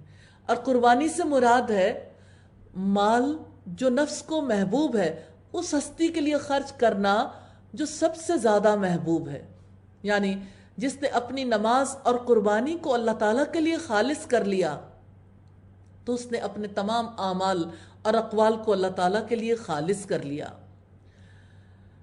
لا شریک لہ، اس کا کوئی شریک نہیں، اور مجھے اسی کا حکم دیا گیا ہے کہ میں سب سے پہلا فرما بردار ہوں۔ تو اللہ تعالیٰ کی اطاعت زندگی میں اصل کامیابی کا سبب ہے۔ قل اغیر اللہ ابغی ربا وہو رب کل شیء، آپ کہہ دیں کیا میں اللہ تعالیٰ کے سوا کوئی اور رب تلاش کروں، حالانکہ وہی ہر چیز کا رب ہے، اور کوئی جان نہیں کماتی مگر اسی پر ہے وبال اس کا، اور کوئی بوجھ اٹھانے والی کسی دوسرے کا بوجھ نہ اٹھائے گی، پھر تمہارے رب کی طرف ہی تمہارا لوٹنا ہے، چنانچہ وہ تمہیں اس کے بارے میں بتائے گا جس میں تم اختلاف کرتے تھے۔ رب العزت نے توکل اور عبادت کا بہت سے مقامات پر اکٹھے تذکرہ کیا ہے، جیسا کہ فرمایا ایاک نعبد و ایاک نستعین، صرف آپ کی ہم عبادت کرتے ہیں اور آپ سے ہم مدد چاہتے ہیں، اور ایسے ہی فاعبدہ وتوکل علیہ، سو آپ اسی کی عبادت کریں، اسی پر بھروسہ رکھیں، اور وہی ہے جس نے تمہیں زمین میں جانشیں بنایا اور تم میں بعض کو بعض پر درجات میں رتبہ دیا تاکہ وہ ان چیزوں میں تمہیں آزمائیں جو اس نے تمہیں عطا کی ہیں۔ جب اس کی رحمت ہے، جب اس کی طرف سے عطا ہے تو آزمائش تو ہے۔ بے شک آپ کا رب بہت جلد سزا دینے والا ہے، اور بلا شبہ وہ یقیناً بے حد بخشنے والا، نہایت رحم والا ہے۔ اللہ تعالیٰ نے انسانوں کو قوت دی، رزق دیا، عافیت دی، تخلیق میں ایک دوسرے پر فوقیت عطا کی ہے، اس لیے تاکہ انسانوں کو آزمائے۔ یہاں پہ سورت اختتام پذیر ہو رہی ہے۔ اللہ تعالیٰ سے میں دعا کرتی ہوں ہماری غلطیوں، ہماری خطاؤں سے درگزر فرمائے، اور اللہ تعالیٰ سے دعا کرتی ہوں کہ ہماری ٹوٹی پھوٹی کوششوں کو قبول فرما لے۔ بے شک آپ کا رب بہت جلد سزا دینے والا ہے، اور بلا شبہ وہ یقیناً بے حد بخشنے والا، نہایت رحم والا ہے۔ اگر نبی صلی اللہ علیہ وسلم کی حدیث کو دیکھیں، آپ نے فرمایا اگر مومن کو اللہ تعالیٰ کے عذابوں کا پورا علم ہو جائے تو کوئی جنت کا طالب نہ ہو، اور اگر کافر کو اس کی رحمت کا پورا علم ہو جائے تو کوئی جنت سے نا امید نہ ہو۔ اللہ تعالیٰ نے 100 رحمتیں پیدا کی، ان میں سے ایک مخلوق کو دی، اور اسی سے ساری مخلوق ایک دوسرے پر رحم کرتی ہے، اور 99 رحمتیں اللہ تعالیٰ کے پاس ہیں۔ اللہ کے پاک نام سے سورہ الاعراف کا آغاز کرتے ہیں۔ اس سورت میں اعراف کا ذکر ہے، اس لیے اس کا نام الاعراف ہے۔ یہ مکی سورت ہے، اس میں 206 آیات اور 24 رکوع ہیں۔ مصحف میں ترتیب کے اعتبار سے 7ویں نمبر پر ہے، اور نزولی ترتیب کے اعتبار سے 39ویں نمبر پر ہے۔ سورت کا موضوع عقیدہ ہے، اس میں اللہ تعالیٰ کی توحید کا اس بات ہے، اور بعض جزا اور وحی اور رسالت کا اس بات ہے۔ اس صورت میں کلیات دین، قصص الانبیاء والمرسلین ہے۔ سیدہ عائشہ صدیقہ سے مروی ہے کہ رسول اللہ صلی اللہ علیہ وسلم مغرب کی دونوں رکعتوں میں اس سورت کو پڑھا کرتے تھے۔ بسم اللہ الرحمن الرحیم، اللہ تعالیٰ کے نام سے جو وسیع رحمت والا، نہایت رحم والا ہے۔ یہ پارے کا رکوع نمبر 8 ہے، اور سورہ الاعراف کا رکوع نمبر 1 ہے۔ الف لام میم صاد، یہ حروف مقطعات ہیں، ان کے معنی کے بارے میں اللہ تعالیٰ ہی جانتے ہیں، ہم پر واجب ہے کہ ہم ان پر ایمان لائیں۔ کتاب انزل الیک فلا یکن فی صدرک حرج منہ لتنذر بہ وذکریٰ للمؤمنین، ایک کتاب ہے جو آپ کی طرف اتاری گئی ہے، چنانچہ آپ کے دل میں اس سے کوئی تنگی نہ ہو، تاکہ آپ اس کے ذریعے سے خبردار کریں، اور مومنوں کے لیے نصیحت ہے۔ اس کی پیروی کرو جو تمہارے رب کی طرف سے تمہاری طرف نازل کیا گیا ہے، اور اس کے سوا دوستوں کی پیروی نہ کرو، تم بہت کم نصیحت قبول کرتے ہو۔ امام راضی کہتے ہیں رسالت کا معاملہ 3 چیزوں سے، 3 امور سے پورا ہوتا ہے۔ ہر ایک بات کو قرآن و حدیث کی کسوٹی پر پرکھا جائے، اگر قرآن و سنت سے دلیل نہیں ملتی پھر اجتہاد کی طرف رجوع کیا جائے، کیونکہ یہ دونوں بھی کتاب و سنت کی فروع سے ہیں۔ تم بہت کم نصیحت قبول کرتے ہو، یعنی نصیحت تو دل پر اثر انداز ہونے کے لیے ہے۔ یوں سمجھ لیں کہ اللہ تعالیٰ نے جو نیکی کی قوت ہمارے اندر رکھ دی ہے، جب کبھی باہر سے ہمیں دعوت دی جاتی ہے تو اندر کی نیکی تر و تازہ ہو جاتی ہے۔ اس طرح سے نصیحت اثر انداز ہوتی ہے۔ یہ قرآن بے شعور لوگوں کو زندہ کرتا ہے، اس عہد کو تازہ کرتا ہے جو یوم الست میں ہمارے رب نے ہم سے لیا۔ جب ہم سے پوچھا گیا الستُ بربکم، کیا میں تمہارا رب نہیں ہوں، اور ہم سب نے جواب دیا تھا بلا، کیوں نہیں، ہم سب گواہی دیتے ہیں۔ وَكَم مِّن قَرْيَةٍ أَهْلَكْنَاهَا فَجَاءَهَا بَأْسُنَا بَيَاتًا أَوْ هُمْ قَائِلُونَ، اور کتنی ہی بستیاں ہیں جنہیں ہم نے ہلاک کر دیا تو ان پر ہمارا عذاب رات کو آیا یا جب وہ دوپہر کو آرام کرنے والے تھے۔ وہ بستیاں جو اپنی معیشت پر اتراتی تھیں، اپنے آپ کو بہت طاقتور سمجھتی تھیں۔ تاریخ کھول کے دیکھیے، قرآن ان کی تاریخ بتاتا ہے کیسے وہ ہلاک کر دی گئیں۔ پھر جب ہمارا عذاب ان پر آیا تو ان کی پکار اس کے سوا کچھ نہ تھی کہ انہوں نے کہا ہم واقعی ظالم تھے۔ فَلَنَسْأَلَنَّ الَّذِينَ أُرْسِلَ إِلَيْهِمْ وَلَنَسْأَلَنَّ الْمُرْسَلِينَ، پھر یقیناً ہم ان لوگوں سے ضرور پوچھیں گے جن کی طرف رسول بھیجے گئے، اور یقیناً ہم رسولوں سے بھی ضرور پوچھیں گے۔ نبی صلی اللہ علیہ وسلم نے فرمایا کلکم رائن وکلکم مسئول عن رعیتہ، تم میں سے ہر ایک گلہ بان ہے، اس سے اس کے گلے، اس کی رعیت کے بارے میں سوال کیا جائے گا۔ امام نگہبان ہے، اس سے لوگوں کے بارے میں سوال کیا جائے گا، اور مرد سے اس کے گھر والوں کے بارے میں سوال کیا جائے گا، اور عورت سے اس کے شوہر کے گھر کے بارے میں سوال کیا جائے گا، اور غلام سے آقا کے مال کے بارے میں سوال کیا جائے گا۔ اور بڑی اہم حدیث ہے، نبی صلی اللہ علیہ وسلم نے فرمایا ابن آدم کے قدم حشر کے میدان میں اپنی جگہ سے اٹھ نہیں سکیں گے جب تک کہ اس کی عمر کے بارے میں سوال نہیں کیا جائے گا، کن کاموں میں گزاری، اور اس کے عمل کے بارے میں جو اس نے کیا، اور اس کے مال کے بارے میں کہاں سے کمایا، کہاں خرچ کیا، اور اس کے جسم کے بارے میں کہ اس نے اپنے جسم کو کن کاموں میں گھلایا۔ کیا جواب دیں گے؟ عمر کن کاموں میں پرانی کر رہے ہیں، مال کہاں سے کماتے ہیں، سورس کیا ہے، مال کمانے کا ذریعہ جائز ہے یا ناجائز، کماتے کہاں سے ہیں، خرچ کہاں کرتے ہیں، اور کیا جہاں خرچ کرتے ہیں وہیں خرچ کرنا واقعی ہماری ضرورت ہے یا اسراف ہے۔ پھر ہم ان کے سامنے پورے علم کے ساتھ ضرور بیان کریں گے، اور ہم کہیں غائب نہ تھے۔ وَالْوَزْنُ يَوْمَئِذٍ الْحَقُّ، اور اس دن وزن برحق ہے، پھر جس کے پلڑے بھاری ہوں گے تو وہی لوگ کامیاب ہونے والے ہیں۔ عمل تولے جائیں گے، نیک عمل کا وزن ہوگا اور برائیوں کا وزن نہیں ہوگا۔ وَمَنْ خَفَّتْ مَوَازِينُهُ فَأُولَئِكَ الَّذِينَ خَسِرُوا أَنفُسَهُمْ، اور جس کے پلڑے ہلکے ہوں گے تو وہی ہوں گے جنہوں نے خود کو نقصان میں ڈالا تھا، اس وجہ سے کہ وہ ہماری آیات کے ساتھ ظلم کیا کرتے تھے۔ سیدنا ابو ہریرہ سے روایت ہے، رسول اللہ نے ارشاد فرمایا قیامت کے دن ضرور ایسا ہوگا کہ بعض بھاری بھرکم موٹے بدن والے اس حال میں آئیں گے کہ اللہ تعالیٰ کے نزدیک ان کا وزن مچھر کے پر کے برابر بھی نہیں ہوگا۔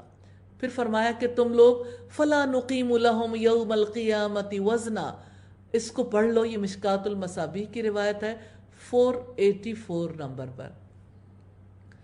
بات ہے خسارے کی، انسان مال لگا کر خسارے میں ہے، وقت لگا کر خسارے میں ہے، قوت صلاحیتیں لگا کر خسارے میں ہے۔ کیا زندگی اس لیے ملی تھی کہ ہم ٹوٹل لاس میں چلے جائیں، دیوالیہ ہی نکل جائے؟ اس زندگی کے بعد آنے والی زندگی میں ہم کچھ نہ پائیں۔ سورہ الکہف میں فرمایا قُلْ هَلْ نُنَبِّئُكُمْ بِالْأَخْسَرِينَ أَعْمَالًا، آپ کہہ دیں کیا ہم تمہیں بتائیں اپنے اعمال میں سب سے زیادہ نامراد کون لوگ ہیں؟ الَّذِينَ ضَلَّ سَعْيُهُمْ فِي الْحَيَاةِ الدُّنْيَا، وہ لوگ جن کی کوششیں دنیا کی زندگی میں گم ہو گئیں۔ وَهُمْ يَحْسَبُونَ أَنَّهُمْ يُحْسِنُونَ صُنْعًا، اور وہ سمجھتے رہے یقیناً وہ بہت اچھا کام کر رہے ہیں۔ کہاں کہاں سب لوگ بیٹھے ہیں، کمائی کے کتنے سورسز ہیں، اور کتنے ہی لوگ ہیں جو اپنا وقت چیریٹی کے کاموں میں، بہت سے ایسے کاموں میں لگاتے ہیں جس کے بعد انہیں یقین ہوتا ہے کہ یہ کام اللہ تعالیٰ کو پسند آ جائیں گے، جس کے بعد انہیں یقین ہوتا ہے یہ کام ہماری نجات کا سبب بنیں گے۔ لیکن جن کاموں کو ہم اچھا سمجھتے ہیں کیا ہمارا مالک بھی اچھا سمجھتا ہے؟ کیونکہ اس نے تو ہماری نیتوں کو ساتھ جوڑ کے دیکھنا ہے۔ تو بات ہے خسارے کی۔ آج کتنے لوگ ہیں جنہیں یقین ہے کہ ہم جو کام کر رہے ہیں بہت اچھے ہیں، ہمارا لائف سٹائل اچھا، لوگوں میں ہماری بڑی عزت، ہم بڑی قدر و قیمت کے لوگ ہیں، سوسائٹی میں ہمارا بڑا نام ہے، بڑی پہچان ہے۔ یا ارحم الراحمین، ہمیں خسارے کی سمجھ عطا فرما دے، اور خسارے سے بچنے کی توفیق عطا فرما دے۔ اور بلا شبہ یقیناً ہم نے تمہیں زمین میں جگہ دی ہے اور تمہارے لیے اس میں سامان زندگی بنا دیا، تم بہت کم شکر ادا کرتے ہو۔ یعنی اللہ تعالیٰ کے اتنے جلیل الشان احسانات ہیں لیکن لوگ شکر ادا نہیں کرتے۔ رکوع نمبر 9 ہے۔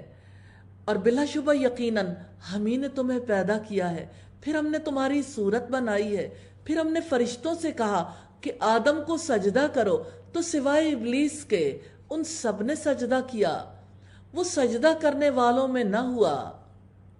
اللہ تعالیٰ نے پوچھا ما منعک اللہ تسجد اذ امرتک، تجھے کس نے روکا کہ تو سجدہ نہ کرے جبکہ میں نے تجھے حکم دیا تھا؟ قال انا خیر من، اس نے کہا میں اس سے بہتر ہوں۔ خلقتنی من نار وخلقتہ من طین، آپ نے مجھے آگ سے پیدا کیا اور اسے مٹی سے پیدا کیا ہے۔ رب العزت کتنا رحیم ہے، اس نے اس ابلیس سے بھی کہا تھا تجھے کس نے روکا کہ تو سجدہ نہ کرے جبکہ میں نے حکم دیا تھا۔ ابلیس نے دعویٰ کیا تھا وہ آدم علیہ السلام سے بہتر ہے، اور اس کا جواز یہ بنایا تھا کہ پیدائش کے اعتبار سے، پیدائش کے مادے کے اعتبار سے اس نے فضیلت کو پیدائش کا معاملہ بنا دیا کہ آگ مٹی سے افضل اوپر کو اٹھتی ہے اور مٹی نیچے کو گرتی ہے۔ اللہ تعالیٰ نے فرمایا اتر جاؤ اس سے کہ تمہارے لیے یہ نہیں ہوگا کہ تم اس میں تکبر کرو، سو نکل جاؤ، یقیناً تو واقعی ذلیل ہونے والوں میں سے ہے۔ ابلیس نے کہا مجھے اس دن تک کی مہلت دے دیں جب وہ اٹھائے جائیں گے۔ قال انک من المنظرین، رب العزت نے فرمایا بے شک تو مہلت دیے گئے لوگوں میں سے ہے، ایسے وقت کے دن تک جو معلوم ہے۔ ابلیس نے کہا پھر اس وجہ سے کہ آپ نے مجھے گمراہ کیا ہے۔ استغفر اللہ، کتنی ڈھٹائی اور سرکشی ہے۔ اس نے اپنی گمراہی کو اللہ تعالیٰ میں تلاش کیا۔ آج انسان بھی کہتا ہے کہ ہم اس لیے ہدایت پر نہیں آتے کہ یہ اللہ تعالیٰ کا فیصلہ ہے۔ نبی صلی اللہ علیہ وسلم نے فرمایا شیطان آدم علیہ السلام کے بیٹوں کی تمام راہوں پر بیٹھا ہوا ہے۔ ابلیس اسے گمراہ کرنے کے لیے اسلام کے راستے پر بیٹھا ہوا ہے، اس کے دل میں یہ وسوسہ ڈالتا رہتا ہے افسوس تم اپنے باپ دادا کا دین چھوڑ کر مسلمان ہو رہے ہو، لیکن سعادت مند اس کی بات کو ٹھکرا کر مسلمان ہو جاتے ہیں۔ ہجرت کے راستے پر بیٹھا ہوا ہے، کہتا ہے اپنا وطن کیوں چھوڑتے ہو، اپنی زمین اپنا سامان کیوں ترک کرتے ہو، کیوں غریب الوطن بندھے ہوئے گھوڑے کی طرح ہوتے ہو؟ مگر سعادت مند اس کی نافرمانی کر کے ہجرت کر جاتے ہیں، پھر جہاد کے راستے میں بیٹھ جاتا ہے، کہتا ہے جنگ کیوں کرتے ہو، کہیں مارے نہ جاؤ، تمہاری عورت اور نکاح کر لے گی، تمہارا مال مٹ جائے گا۔ مگر سعادت مند اس کی بات کو رد کرتا ہے، جہاد کرتا ہے۔ ایسے لوگ ضرور جنتی ہیں، خواہ شہید ہو جائیں یا ڈوب کر مر جائیں یا جانور سے کچل کر مر جائیں۔ یہ مسند احمد کی روایت ہے۔ پھر میں لازماً ان کے آگے سے اور ان کے پیچھے سے اور ان کے دائیں سے اور ان کے بائیں سے ان پر آؤں گا، اور آپ ان میں سے اکثر کو شکر گزار نہ پائیں گے۔ سیدنا عبداللہ ابن عباس کہتے ہیں آگے سے دنیا، پیچھے سے آخرت، دائیں سے نیکیاں اور بائیں سے برائیاں مراد ہیں۔ یعنی دنیا کی رغبت، آخرت سے نفرت، نیکیوں سے عداوت اور برائیوں سے محبت پیدا کروں گا۔ ہر ایسا کام کروں گا انسان برباد ہو جائے۔ آگے سے آ کر کہوں گا نہ جنت ہے نہ جہنم اور نہ زندگی بعد موت ہے، اور پیچھے سے آ کر دنیا کی رغبت دلاؤں گا، کہوں گا دنیا کتنی حسین و جمیل خوبصورت ہے، بس دنیا ہی دنیا ہے، آخرت تو ایک مذموم چیز ہے۔ اپنے اندر سے تلاش کر کے دیکھیے، آخرت کی تلاش زیادہ بڑی ہے، آخرت کی یاد میں جیتے ہیں یا دنیا کے امور میں جیتے ہیں؟ دائیں سے آ کر کہوں گا ابھی تو جوان و خوب جی بھر کر گناہ کر لو، بڑھاپے میں نیکیاں کر لینا۔ بائیں سے آ کر کہوں گا جرائم اور سیاہ کاری تو انسان کی فطرت کے تقاضے ہیں، بھلا کوئی اپنی فطرت دبا سکتا ہے؟ گناہوں میں کوئی حرج نہیں، خوب خوب گناہ کرو۔ اے انسان، ابلیس چاروں طرف سے تجھے گھیرے میں لیے ہوئے ہے۔ اے انسان، چاروں طرف سے ابلیس تجھے گھیرے میں لیے ہوئے ہے، البتہ تیرے اوپر نہیں ہے، کیونکہ وہ تیرے اور تیرے اللہ کی رحمت کے درمیان حائل نہیں ہو سکتا۔ اس وجہ سے حدیث میں آیا ہے کہ شیطانی غلبے سے ہر طرح اللہ تعالیٰ کی پناہ مانگو۔ نبی صلی اللہ علیہ وسلم صبح و شام یہ دعا نہیں چھوڑتے تھے، اللہم انی اسألک العافیت فی الدنیا والآخرہ، اللہم انی اسألک العفو والعافیہ والعافیت فی دینی و دنیای و اہلی و مالی، اللہم استر عوراتی و آمر رواتی، اللہم احفظنی من بین یدی ومن خلفی وعن یمینی وعن شمالی ومن فوقی واعوذ بعظمتک ان اغتال من تحتی۔ اے اللہ، بہت اہم دعا ہے، وبا کے دنوں میں ضرور پڑھیے عافیت طلب کرنے کے لیے، انشاءاللہ یہ وبا آپ کا کچھ نہیں بگاڑ سکے گی۔ ایک یہ دعا اور دوسری بسم اللہ الذی لا یضر والی، اللہ بے شک میں تجھ سے دنیا اور آخرت میں معافی عافیت کا سوال کرتا ہوں۔ اللہ بے شک میں تجھ سے اپنے دین اور دنیا میں اپنے اہل اور مال میں معافی کا اور عافیت کا سوال کرتا ہوں۔ اللہ میرے عیبوں پر پردہ ڈال دے، میری گھبراہٹوں میں امن دے۔ اللہ تو میری حفاظت فرما، میرے سامنے سے، میرے پیچھے سے، میری دائیں طرف سے، میری بائیں طرف سے، میرے اوپر سے، اور میں پناہ مانگتا ہوں تیری عظمت کے ساتھ اس بات سے کہ میں اپنے نیچے سے ناگہاں ہلاک کیا جاؤں۔ ابو داؤد کی 5074 نمبر روایت ہے۔ اللہ تعالیٰ نے فرمایا، نکل جاؤ یہاں سے مذمت کیا ہوا، دھتکارا ہوا، یقیناً جو بھی ان میں سے تیری پیروی کرے گا تو میں لازماً تم سب سے جہنم کو بھر دوں گا۔ وَيَا آدَمُ اسْكُنْ أَنْتَ وَزَوْجُكَ الْجَنَّةَ، اور اے آدم، آپ اور آپ کی بیوی دونوں جنت میں رہو، جہاں سے چاہو دونوں کھاؤ، اور دونوں اس درخت کے قریب نہ جاؤ ورنہ تم دونوں ظالموں میں سے ہو جاؤ گے۔ پھر شیطان نے ان دونوں کے لیے وسوسہ ڈالا تاکہ وہ ان دونوں کے لیے ظاہر کر دے ان دونوں کی شرمگاہوں سے جو کچھ ان سے چھپایا گیا تھا، اور اس نے کہا، تمہارے رب نے تم دونوں کو اس درخت سے نہیں روکا مگر اس لیے کہ کہیں تم دونوں فرشتے بن جاؤ یا ہمیشہ رہنے والوں میں سے ہو جاؤ۔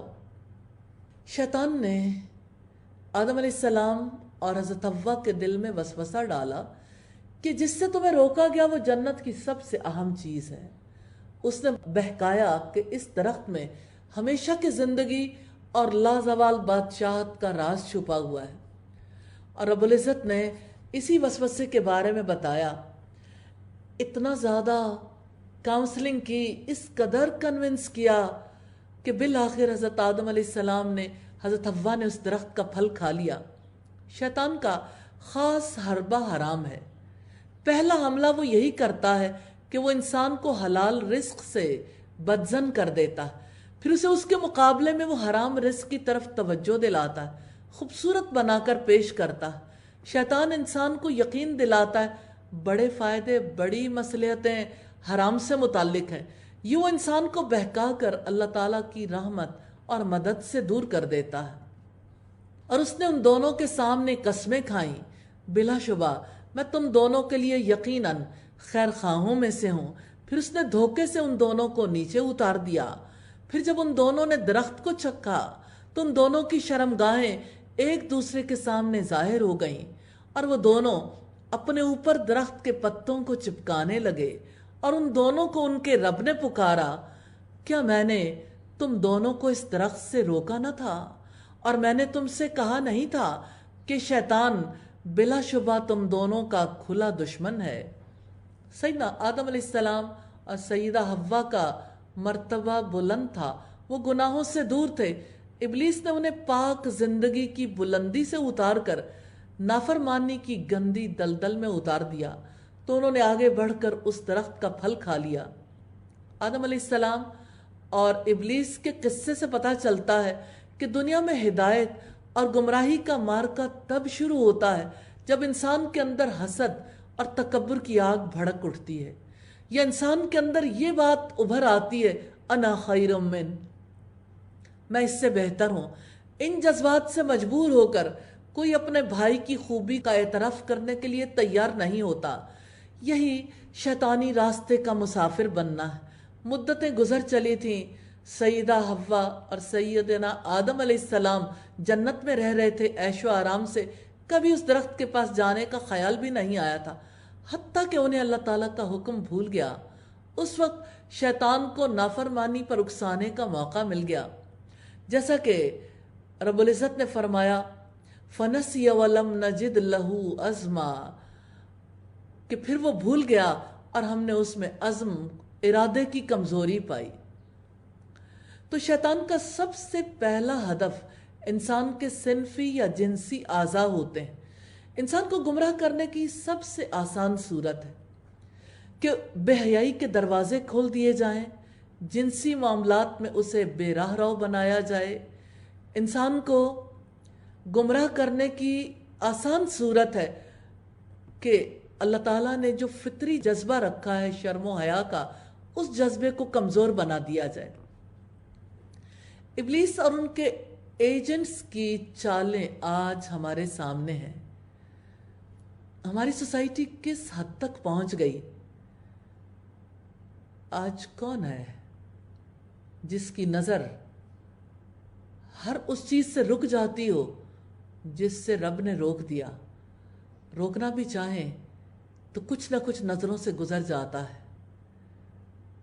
کانوں کو روکنا چاہیں، کانوں کے اندر کتنا کچھ داخل ہو جاتا ہے۔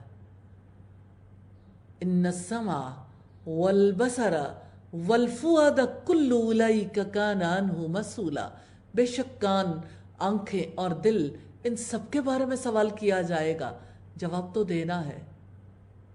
اور اب دیکھیں کہ آج ہم جب بات کرتے ہیں غض بصر کی، نگاہوں کو نیچا رکھنے کی، تو سب کو کتنا عجیب لگتا ہے۔ آج کسی ٹین ایجر کو یہ بات سمجھائی جائے، اسے سمجھ ہی نہیں آتی کہ مجھ سے یہ کیسا مطالبہ کیا جا رہا ہے۔ آج اس عورت کو بولڈ کہا جاتا ہے۔ کیا آپ جانتے ہیں بولڈنس کسے کہتے ہیں؟ کیوں نہیں جانتے؟ سب جانتے ہیں، شجاعت اور بہادری کو کہتے ہیں۔ اور اس خاتون کو بولڈ کہا جاتا ہے جو اپنے آپ کو جتنا زیادہ سب کے سامنے اوپن کر دیتی ہے۔ کیا بہادری اسی چیز کا نام ہے؟ بے حیائی یا بہادری؟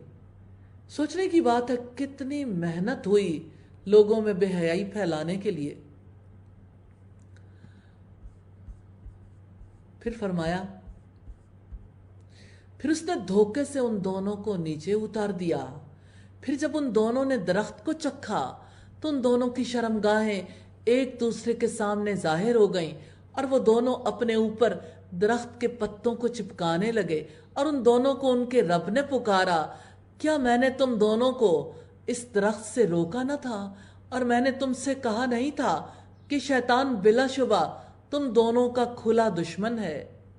اللہ تعالیٰ نے آدم علیہ السلام کی ندامت کو دیکھتے ہوئے انہیں توبہ کے الفاظ سکھا دیے۔ وہ کتنا رحیم ہے، کتنا کریم ہے۔ ہم بھی نادم ہوں گے، اللہ تعالیٰ ہمیں بھی معاف کر دے گا۔ دعا جو رب العزت نے سکھائی، ربنا ظلمنا انفسنا فإن لم تغفر لنا وترحمنا لنکونن من الخاسرین۔ اے ہمارے رب، ہم نے اپنی جانوں پر ظلم کیا ہے، اگر آپ نے ہمیں معاف نہ کیا، ہم پر رحم نہ فرمایا، تو ہم خسارہ اٹھانے والوں میں سے ہو جائیں گے۔ ایک بار اپنی زندگی کا محاسبہ کر کے دیکھیں۔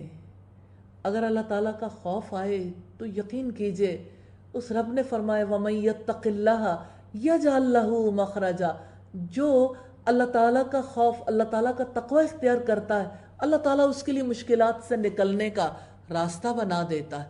وَمَن يَتَوَكَّلْ عَلَى اللَّهِ فَهُوَ حَسْبُهُ، جو اللہ تعالیٰ پر توکل کرتا ہے اللہ تعالیٰ اس کے لیے کافی ہو جاتا ہے۔ آج ہم چاہتے ہیں کہ اس بے حیائی کے ماحول سے خود بھی نکلیں، اپنی نسلوں کو بھی نکالیں۔ اس معاملے میں اللہ تعالیٰ پر بھروسہ کرنا ہے، کیونکہ اللہ تعالیٰ پر توکل کرنے والا پہلے اسباب اختیار کرتا ہے، پھر توکل کرتا ہے۔ تو اللہ تعالیٰ ہمیں دل کی یہ عبادت کرنے کی توفیق عطا فرمائے، اللہ تعالیٰ نے ان کی توبہ قبول کر لی اور ان دونوں کو گناہوں سے پاک کر دیا۔ یہ رویہ آدم علیہ السلام کا تھا۔ اس کے برعکس ابلیس اپنی سرکشی پر جمع رہا، نافرمانی سے باز نہیں آیا۔ تو جو کوئی آدم علیہ السلام کی طرح اپنے گناہوں کا اعتراف کرتا ہے، ندامت کے ساتھ مغفرت کا سوال کرتا ہے، گناہوں سے باز آ جاتا ہے، تو اس کا رب اسے چن لیتا ہے، سیدھے راستے پر ڈال دیتا ہے۔ اور جو اپنے گناہوں پر نافرمانی پر جم جاتا ہے، پھر ابلیس کی طرح اس کی نافرمانیاں بڑھتی چلی جاتی ہیں اور اللہ سے دوری کے سوا اسے کچھ حاصل نہیں ہوتا۔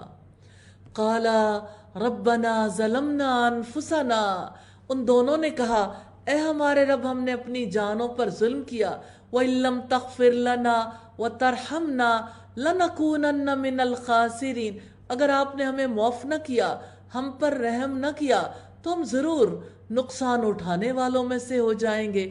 اللہ تعالیٰ نے فرمایا اتر جاؤ، تم ایک دوسرے کے دشمن ہو گئے، اور تمہارے لیے زمین میں ایک وقت تک ٹھہرنا اور کچھ سامان زندگی ہے۔ اللہ تعالیٰ نے فرمایا اسی میں تم جیو گے اور اسی میں تم مرو گے اور اسی میں سے تم نکالے جاؤ گے۔ زندگی، موت اور موت کے بعد کی زندگی زمین ہی کے سپرد ہے۔ منہا خلقناکم وفیہا نعیدکم ومنہا نخرجکم تارۃ اخری، اسی زمین سے ہم نے تمہیں پیدا کیا، اسی میں ہم تمہیں لوٹائیں گے، اسی میں سے ہم تمہیں دوبارہ نکالیں گے۔ یہ سورۃ طٰہٰ کی آیت نمبر 55 ہے۔ یا بنی آدم قد انزلنا علیکم لباسا یواری سوآتکم وریشا ولباس التقوی ذالک خیر، اے آدم کے بچوں، یقیناً ہم نے تم پر لباس اتارا ہے جو تمہاری شرمگاہوں کو چھپاتا ہے، اور زینت ہے، اور تقوی کا لباس ہی بہترین ہے۔ یہ اللہ تعالیٰ کی نشانیوں میں سے ہے کہ لوگ سبق حاصل کریں۔ امام بغوی لکھتے ہیں جاہلیت کے زمانے میں لوگ کعبے کا طواف برہنہ ہو کر کیا کرتے تھے، مرد دن میں اور عورتیں رات میں۔ ان کا قول تھا جن کپڑوں میں ہم نے گناہ کیے ہیں ان کو پہن کر ہم طواف نہیں کریں گے۔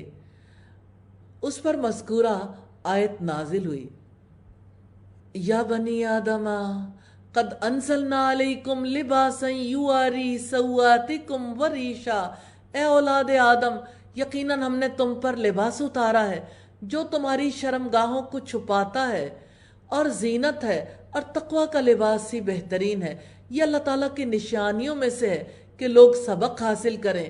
اے آدم کے بچوں، لا یفتننکم الشیطان کما اخرج ابویکم من الجنہ، شیطان تمہیں ہرگز فتنے میں نہ ڈالے جیسا کہ اس نے تمہارے والدین کو جنت سے نکلوا دیا تھا۔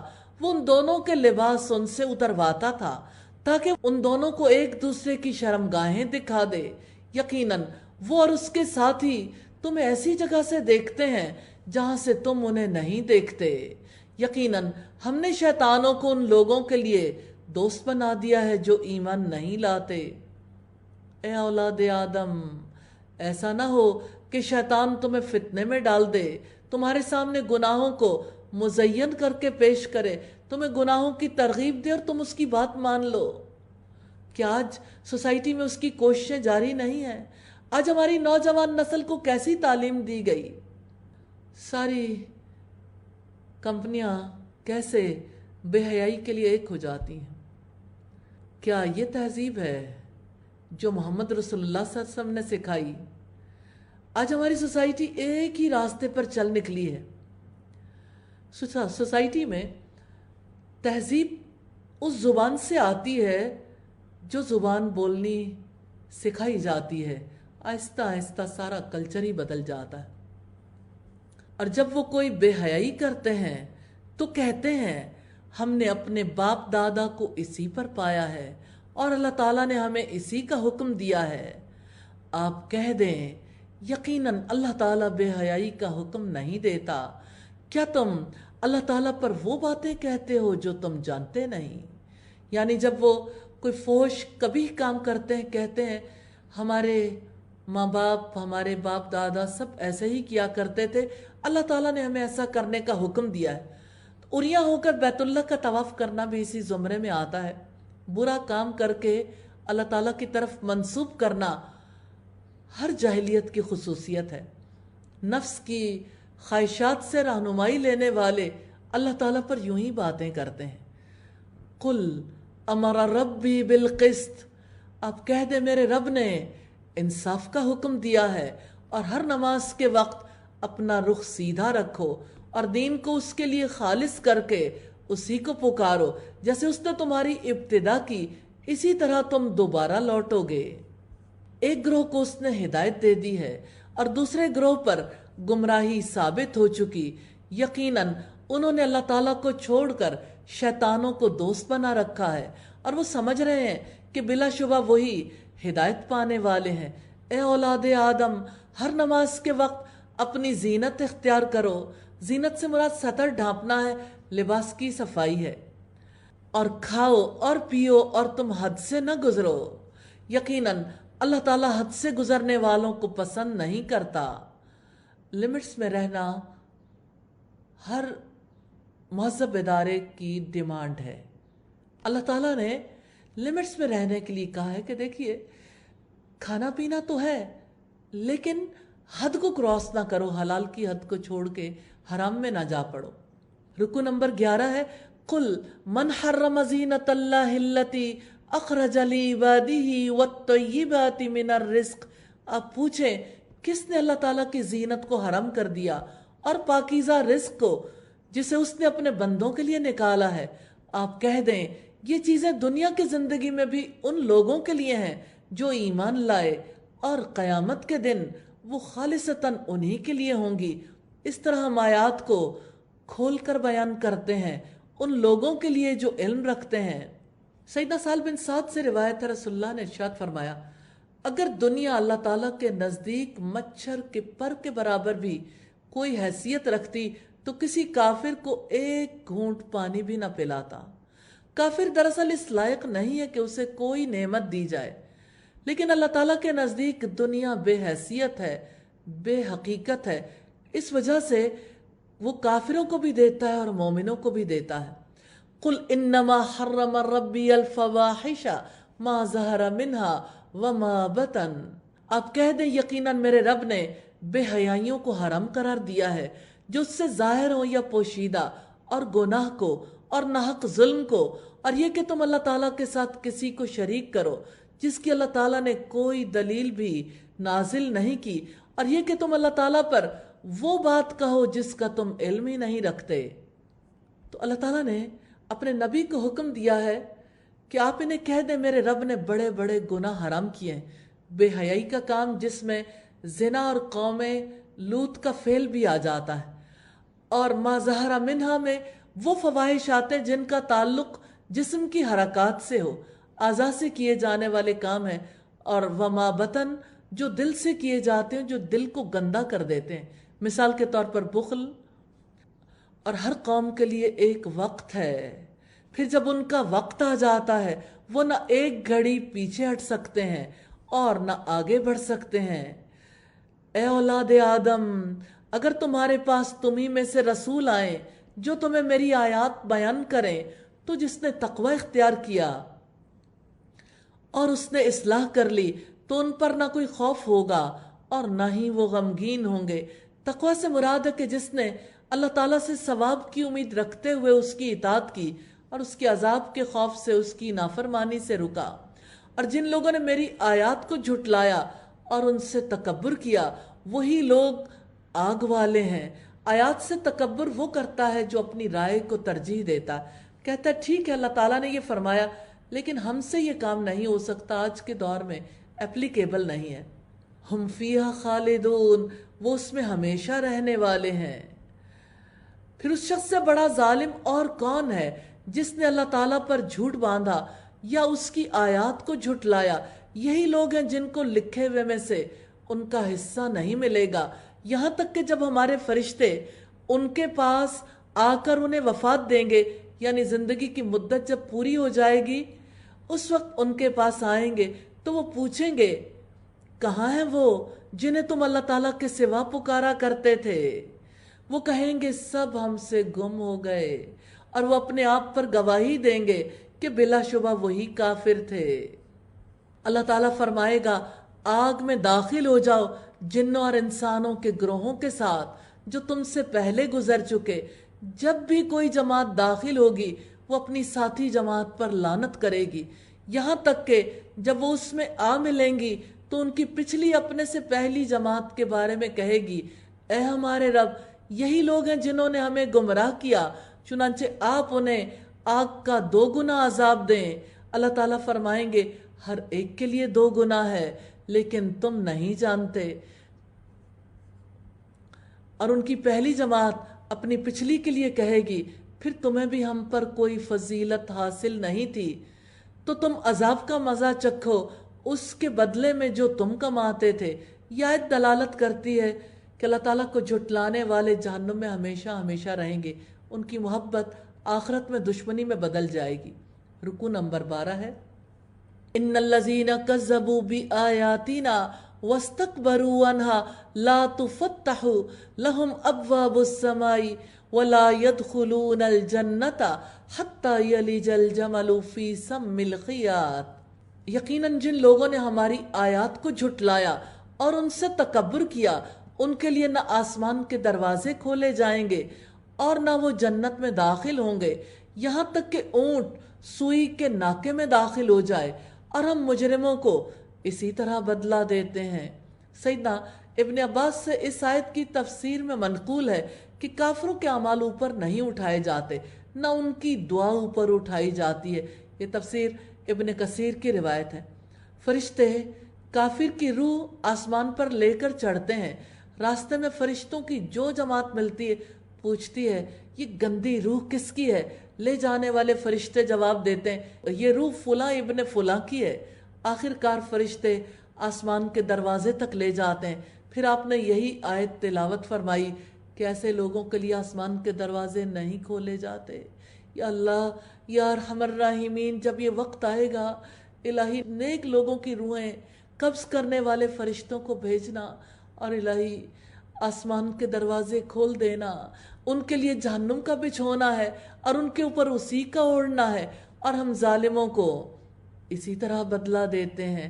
اور جو لوگ ایمان لائے اور جنہوں نے نیکیاں کی ہیں ہم کسی کو تکلیف نہیں دیتے مگر اس کی طاقت کے مطابق۔ یہی لوگ جنت والے ہیں، وہ اس میں ہمیشہ رہنے والے ہیں، اور ہم ان کے سینوں سے ہر قسم کا کینہ نکال دیں گے، ان کے نیچے سے نہریں بہتی ہوں گی۔ وہ کہیں گے الحمدللہ، سب تعریف اللہ تعالیٰ کے لیے ہے، ہمیں اللہ تعالیٰ ہی نے اس کے لیے ہدایت دی، اور اگر اللہ تعالیٰ ہمیں ہدایت نہ دیتا تو ہم کبھی بھی ہدایت نہ پاتے۔ بلا شبہ یقیناً ہمارے رب کے رسول یقیناً حق ہی لائے تھے، اور وہ پکارے جائیں گے یہ جنت جس کے تم وارث بنائے گئے ہو اس کا بدلہ ہے جو تم عمل کرتے تھے۔ وَنَادَى أَصْحَابُ الْجَنَّةِ أَصْحَابَ النَّارِ، اور جنت والے آگ والوں کو پکاریں گے کہ جو وعدہ ہمارے رب نے ہم سے کیا تھا تو یقیناً ہم نے اس کو سچا پایا۔ پھر کیا تم نے بھی اس وعدے کو سچا پایا جو تمہارے رب نے تم سے کیا تھا؟ وہ کہیں گے ہاں۔ پھر ایک پکارنے والا ان کے درمیان میں پکارے گا اللعنۃ اللہ علی الظالمین، کہ ظالموں پر اللہ تعالیٰ کی لعنت ہے، جو اللہ تعالیٰ کی راہ سے روکتے تھے اور وہ اس میں کجی تلاش کرتے تھے، اور وہی آخرت کا انکار کرنے والے تھے۔ جنت اور جہنم کے درمیان ایک دیوار حائل ہے جو جنت والوں کو جہنم والوں سے جدا رکھتی ہے۔ وَبَيْنَهُمَا حِجَابٌ، اور ان دونوں کے درمیان ایک پردہ ہوگا، اور بلندیوں آراف پر کچھ مرد ہوں گے جو ہر ایک کو ان کی خاص علامتوں ہی سے پہچان جائیں گے، اور وہ جنت والوں کو پکار کر کہیں گے السلام علیکم، کہ تم پر سلامتی ہو، لم يدخلوها وهم يطمعون، وہ ابھی تک جنت میں داخل نہیں ہوئے ہوں گے اور وہ طمع رکھتے ہوں گے۔ اور جب ان کی نگاہیں آگ والوں کی جانب پھیر دی جائیں گی وہ کہیں گے اے ہمارے رب ہمیں ان ظالم لوگوں کے ساتھ نہ کرنا۔ رکو نمبر 13 ہے وَنَادَى أَصْحَابُ الْأَعْرَافِ رِجَالًا، اور بلندیوں والے کچھ مردوں کو پکاریں گے جنہیں وہ ان کی نشانیوں سے ہی پہچانتے ہوں گے. وہ کہیں گے کہ تمہارا گروہ تمہارے کام نہ آیا اور نہ وہ جو تمہارے بڑے بنتے تھے. یہ اصحاب اعراف ہیں جو پہچان لیں گے کون اہل جنت میں سے ہے اور کون اہل دوزخ میں سے. چہروں کی تر و تازگی سے جنت والوں کو پہچان لیں گے. اَهَؤُلَاءِ الَّذِينَ أَقْسَمْتُمْ لَا يَنَالُهُمُ اللَّهُ بِرَحْمَةٍ ادْخُلُوا الْجَنَّةَ، کیا یہ وہی لوگ ہیں جن کے بارے میں تم نے قسمیں کھائی تھیں اللہ تعالیٰ کوئی رحمت نہ پہنچائے گا، جنت میں داخل ہو جاؤ، تم پر کوئی خوف نہ ہوگا اور نہ تم غمگین ہوگے. وَنَادَى أَصْحَابُ النَّارِ أَصْحَابَ الْجَنَّةِ، اور دوزخ والے جنت والوں کو پکاریں گے ان افیدوا علینا من الماء، کہ ہم پر کچھ پانی بہا دو، او مما رزقکم اللہ، یا اس میں سے جو اللہ تعالیٰ نے تمہیں رزق دیا ہے. وہ بھی کیسا منظر ہوگا. کسی کا بیٹا پکارے گا، کسی کی ماں، کسی کا باپ، کسی کے بچے، کسی کے رشتہ دار، ہم پر تھوڑا سا پانی ڈال دو. آگ ٹھہرنے نہیں دے گی. اس وقت ہم کہاں ہوں گے؟ ان افیدوا علینا من الماء، ہم پر کچھ پانی بہا دو، یا اس میں سے جو اللہ تعالیٰ نے تمہیں رزق دیا ہے. اس وقت اس رزق کی کتنی ضرورت ہوگی. وہ جواب دیں گے ان اللہ حرمہما علی الکافرین، یقیناً اللہ تعالیٰ نے یہ دونوں چیزیں کافروں پر حرام کر دی ہیں. جن لوگوں نے اپنے دین کو دل لگی اور کھیل بنایا تھا اور دنیا کی زندگی نے انہیں دھوکے میں ڈال رکھا تھا، تو آج ہم بھی انہیں بھلائے دیتے ہیں جیسا کہ انہوں نے اپنے اس دن کی ملاقات کو بھلا دیا تھا اور جیسا کہ وہ ہماری آیات کا انکار کیا کرتے تھے. اور بلا شبہ ہم ان لوگوں کے پاس یقیناً ایک ایسی کتاب لائے ہیں جس کو ہم نے علم کی بنیاد پر مفصل بنایا ہے، اور ان لوگوں کے لیے ہدایت اور رحمت ہے جو ایمان رکھتے ہیں. نہیں وہ انتظار کرتے مگر اس کے انجام کا، جس دن اس کا انجام آ جائے گا. جن لوگوں نے اس سے پہلے ہی اسے بھلا دیا تھا وہ بول اٹھیں گے کہ ہمارے رب کے رسول یقیناً حق لائے تھے، تو کیا اب ہمارے کچھ سفارشی ہیں جو ہمارے لیے سفارش کریں، یا ہم واپس بھیج دیے جائیں تو ہم اس سے مختلف عمل کریں جو ہم کیا کرتے تھے. یقیناً انہوں نے اپنی جانوں کو ہی خسارے میں ڈالا اور ان سے گم ہو گیا جو جھوٹ وہ گھڑا کرتے تھے. قرآن کی خبریں جو آخرت کے حالات کے متعلق ہیں وہ واقعات کی صورت میں تو ظاہر نہیں ہوئی، انسان سے چھپی ہوئی ہیں، اسی لیے انسان غافل ہے، چوکنا نہیں ہوتا. یا ارحم الراحمین، ہمیں اپنے حالات کی اصلاح کرنے کی توفیق عطا فرمائیے. الہی وہ حالات اور وہ واقعات ہمارے سامنے مجسم کر دیجئے. الہی آخرت کے اندیشے میں زندگی بسر کرنے کی توفیق عطا فرمائیے. رکوع نمبر 14 ہے ان ربکم اللہ الذی خلق السماوات والارض فی 6 ایام، بلا شبہ تمہارا رب وہی اللہ تعالی ہے جس نے آسمانوں اور زمین کو 6 دنوں میں پیدا کیا، پھر وہ عرش پر بلند ہوا. وہ رات کو دن پر اڑاتا ہے، وہ تیزی سے اس کے پیچھے چلا آتا ہے، اور سورج، چاند اور ستارے سب اس کے حکم کے تابع کیے ہوئے ہیں. سن لو، پیدا کرنا اور حکم دینا اسی کا کام ہے. اللہ تعالیٰ بڑی برکت والا ہے جو سارے جہانوں کا رب ہے. ادعوا ربکم تضرعا وخفیا، تم اپنے رب کو گڑ گڑا کر اور چپکے چپکے سے پکارو، یقیناً وہ حد سے گزرنے والوں سے محبت نہیں کرتا. اللہ تعالیٰ سے اپنی دنیا کی ضروریات بھی طلب کریں اور اللہ تعالیٰ سے آخرت کی بھلائیاں بھی مانگیں. اس سے سوال کرتے ہوئے حیا نہ کریں. نبی صلی اللہ علیہ وسلم نے فرمایا الدعاء هو العبادہ، دعا ہی تو عبادت ہے. اور چپکے سے یعنی دل کے خضوع اور اس کی وحدانیت پر یقین رکھتے ہوئے چھپ چھپ کر خالص اللہ تعالیٰ کے لیے آہوزاری کریں. بلند آواز سے اعلانیہ न गिड़गिड़ाएं जिससे रियाकारी का अंदेशा हो। वला तुफसिदू फिल अर्दी बाद इस्लाहिहा, और ज़मीन में उसकी इस्लाह के बाद फसाद न करो, और खौफ के साथ और तमा के साथ उसी को पुकारो। यकीनन अल्लाह ताला की रहमत नेकी करने वालों के करीब है। ज़मीन में फसाद गुनाहों की वजह से फैलता है, और वही है जो हवाओं को अपनी रहमत से आगे आगे खुशखबरी बनाकर भेजता है। हत्ता कि जब वो भारी बादल उठा लेती हैं, हम उसे किसी मुर्दा ज़मीन की तरफ हाँक देते हैं, फिर हम उससे पानी उतारते हैं, फिर उससे हर किस्म के कुछ फल निकालते हैं। इसी तरह हम मुर्दों को निकालेंगे ताकि तुम नसीहत कबूल करो। और पाकीज़ा शहर की पैदावार उसके रब के हुक्म से निकलती है, और जो ख़राब है उससे नाकिस पैदावार निकलती है। इसी तरह दलाइल को हम बार बार बयान करते हैं उन लोगों के लिए जो शुक्र अदा करते हैं। इब्न अब्बास कहते हैं अल्लाह ताला ने इस मिसाल के ज़रिए काफिर और मोमिन का हाल बयान किया है। या अल्लाह उनका फ़हम भी नसीब फरमा दीजिए। रुकू नंबर 15 है, और यहाँ से उन कौमों के हालात का आगाज़ होता है। अम्बिया के वाक़यात हैं।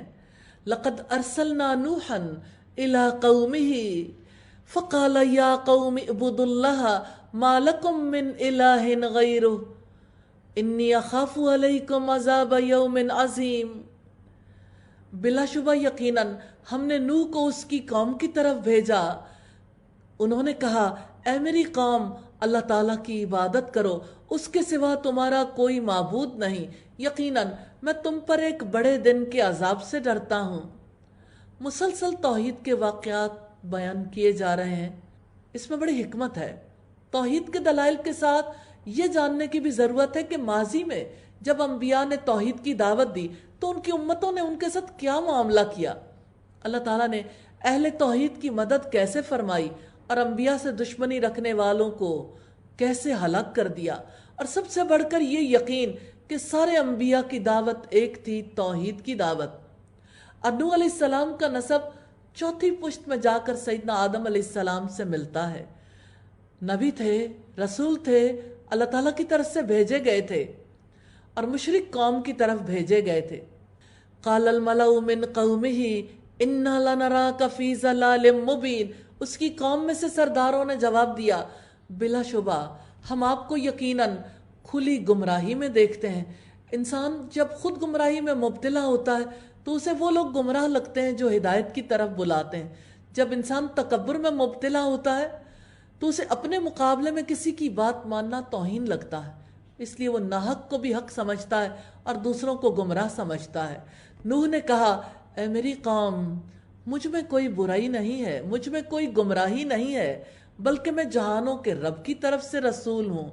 यानी मैं अपनी तरफ से कोई बात नहीं कह रहा, मैं वही बात पहुँचा रहा हूँ जो मेरे रब ने कही। उबल्लिगुकुम रिसालाति रब्बी, मैं तुम्हें अपने रब के पैगामात पहुँचाता हूँ और मैं तुम्हारे लिए खैरखाही करता हूँ, और मैं अल्लाह ताला की तरफ से वो कुछ जानता हूँ जो तुम नहीं जानते। और क्या तुम उस बात पर ताज्जुब करते हो कि तुम्हारे पास तुम्हारे रब की तरफ से एक नसीहत तुम में से एक आदमी पर आई है कि वो तुम्हें खबरदार कर दे ताकि तुम बच जाओ और ताकि तुम पर रहम कर दिया जाए। लोगों के लिए ये समझना बहुत मुश्किल हो जाता है कि हमारे जैसा इंसान है, पैगाम पहुंचाने के लिए इसे क्यों चुना गया, कैसे चुन लिया गया। क्योंकि रसूल आम इंसान दिखाई देता है, इसलिए लोग बात मानने के लिए तैयार नहीं होते। वैसे भी हमारे यहाँ तो इलेक्शन होते हैं, इंतखाब होता है, लोग इंतखाब करते हैं, और ये तो बिल्कुल ऑपोजिट सिलसिला है। अंबिया का इंतखाब तो अल्लाह ताला करते हैं, असल नुमाइंदे, असल लीडर्स हैं इंसानियत के।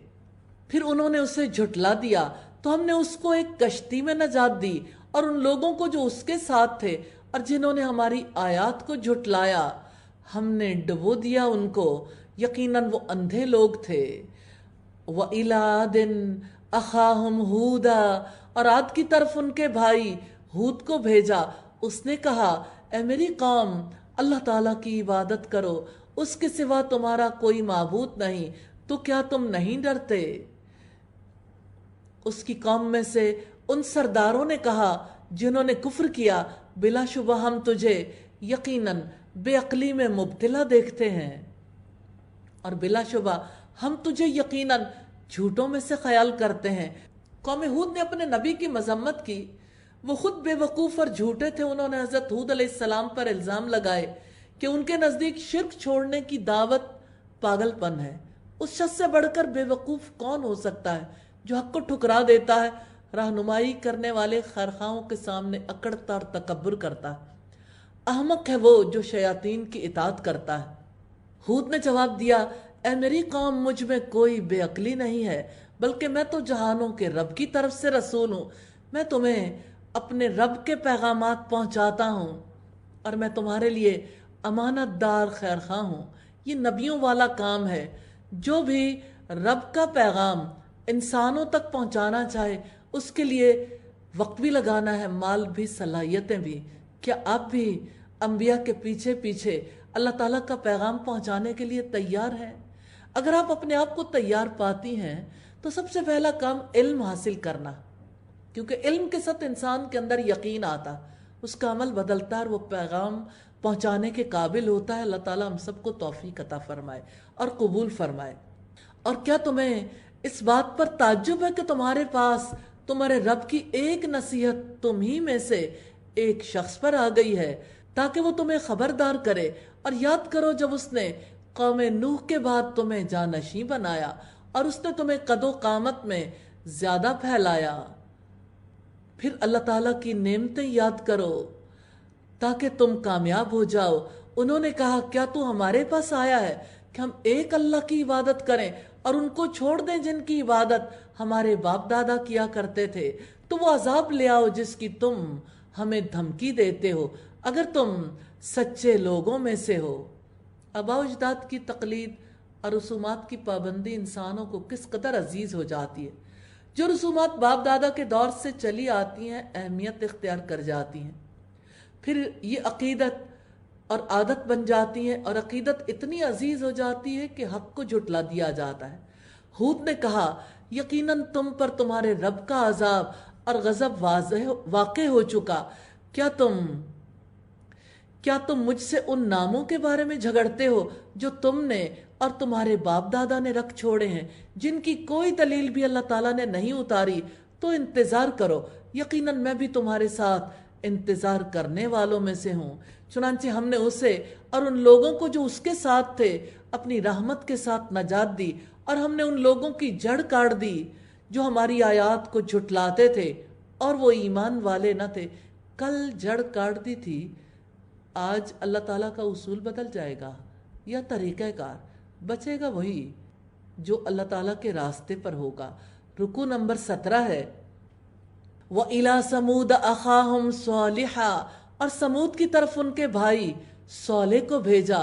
اس نے کہا، اے میری قوم، اللہ تعالیٰ کی عبادت کرو، اس کے سوا تمہارا کوئی معبود نہیں۔ یقیناً تمہارے پاس تمہارے رب کی واضح دلیل آ چکی، یہ اللہ تعالیٰ کی اونٹنی تمہارے لیے نشانی ہے، چنانچہ اس کو چھوڑے رکھنا کہ اللہ تعالیٰ کی زمین میں سے کھاتی رہے، اور اس کو بری نیت سے ہاتھ نہ لگانا، ورنہ تمہیں ایک دردناک عذاب پکڑ لے گا۔ قوم سمود کا علاقہ حجاز اور شام کے درمیان واقع تھا۔ انہیں قرآن کریم نے اصحاب الحجر بھی کہا ہے۔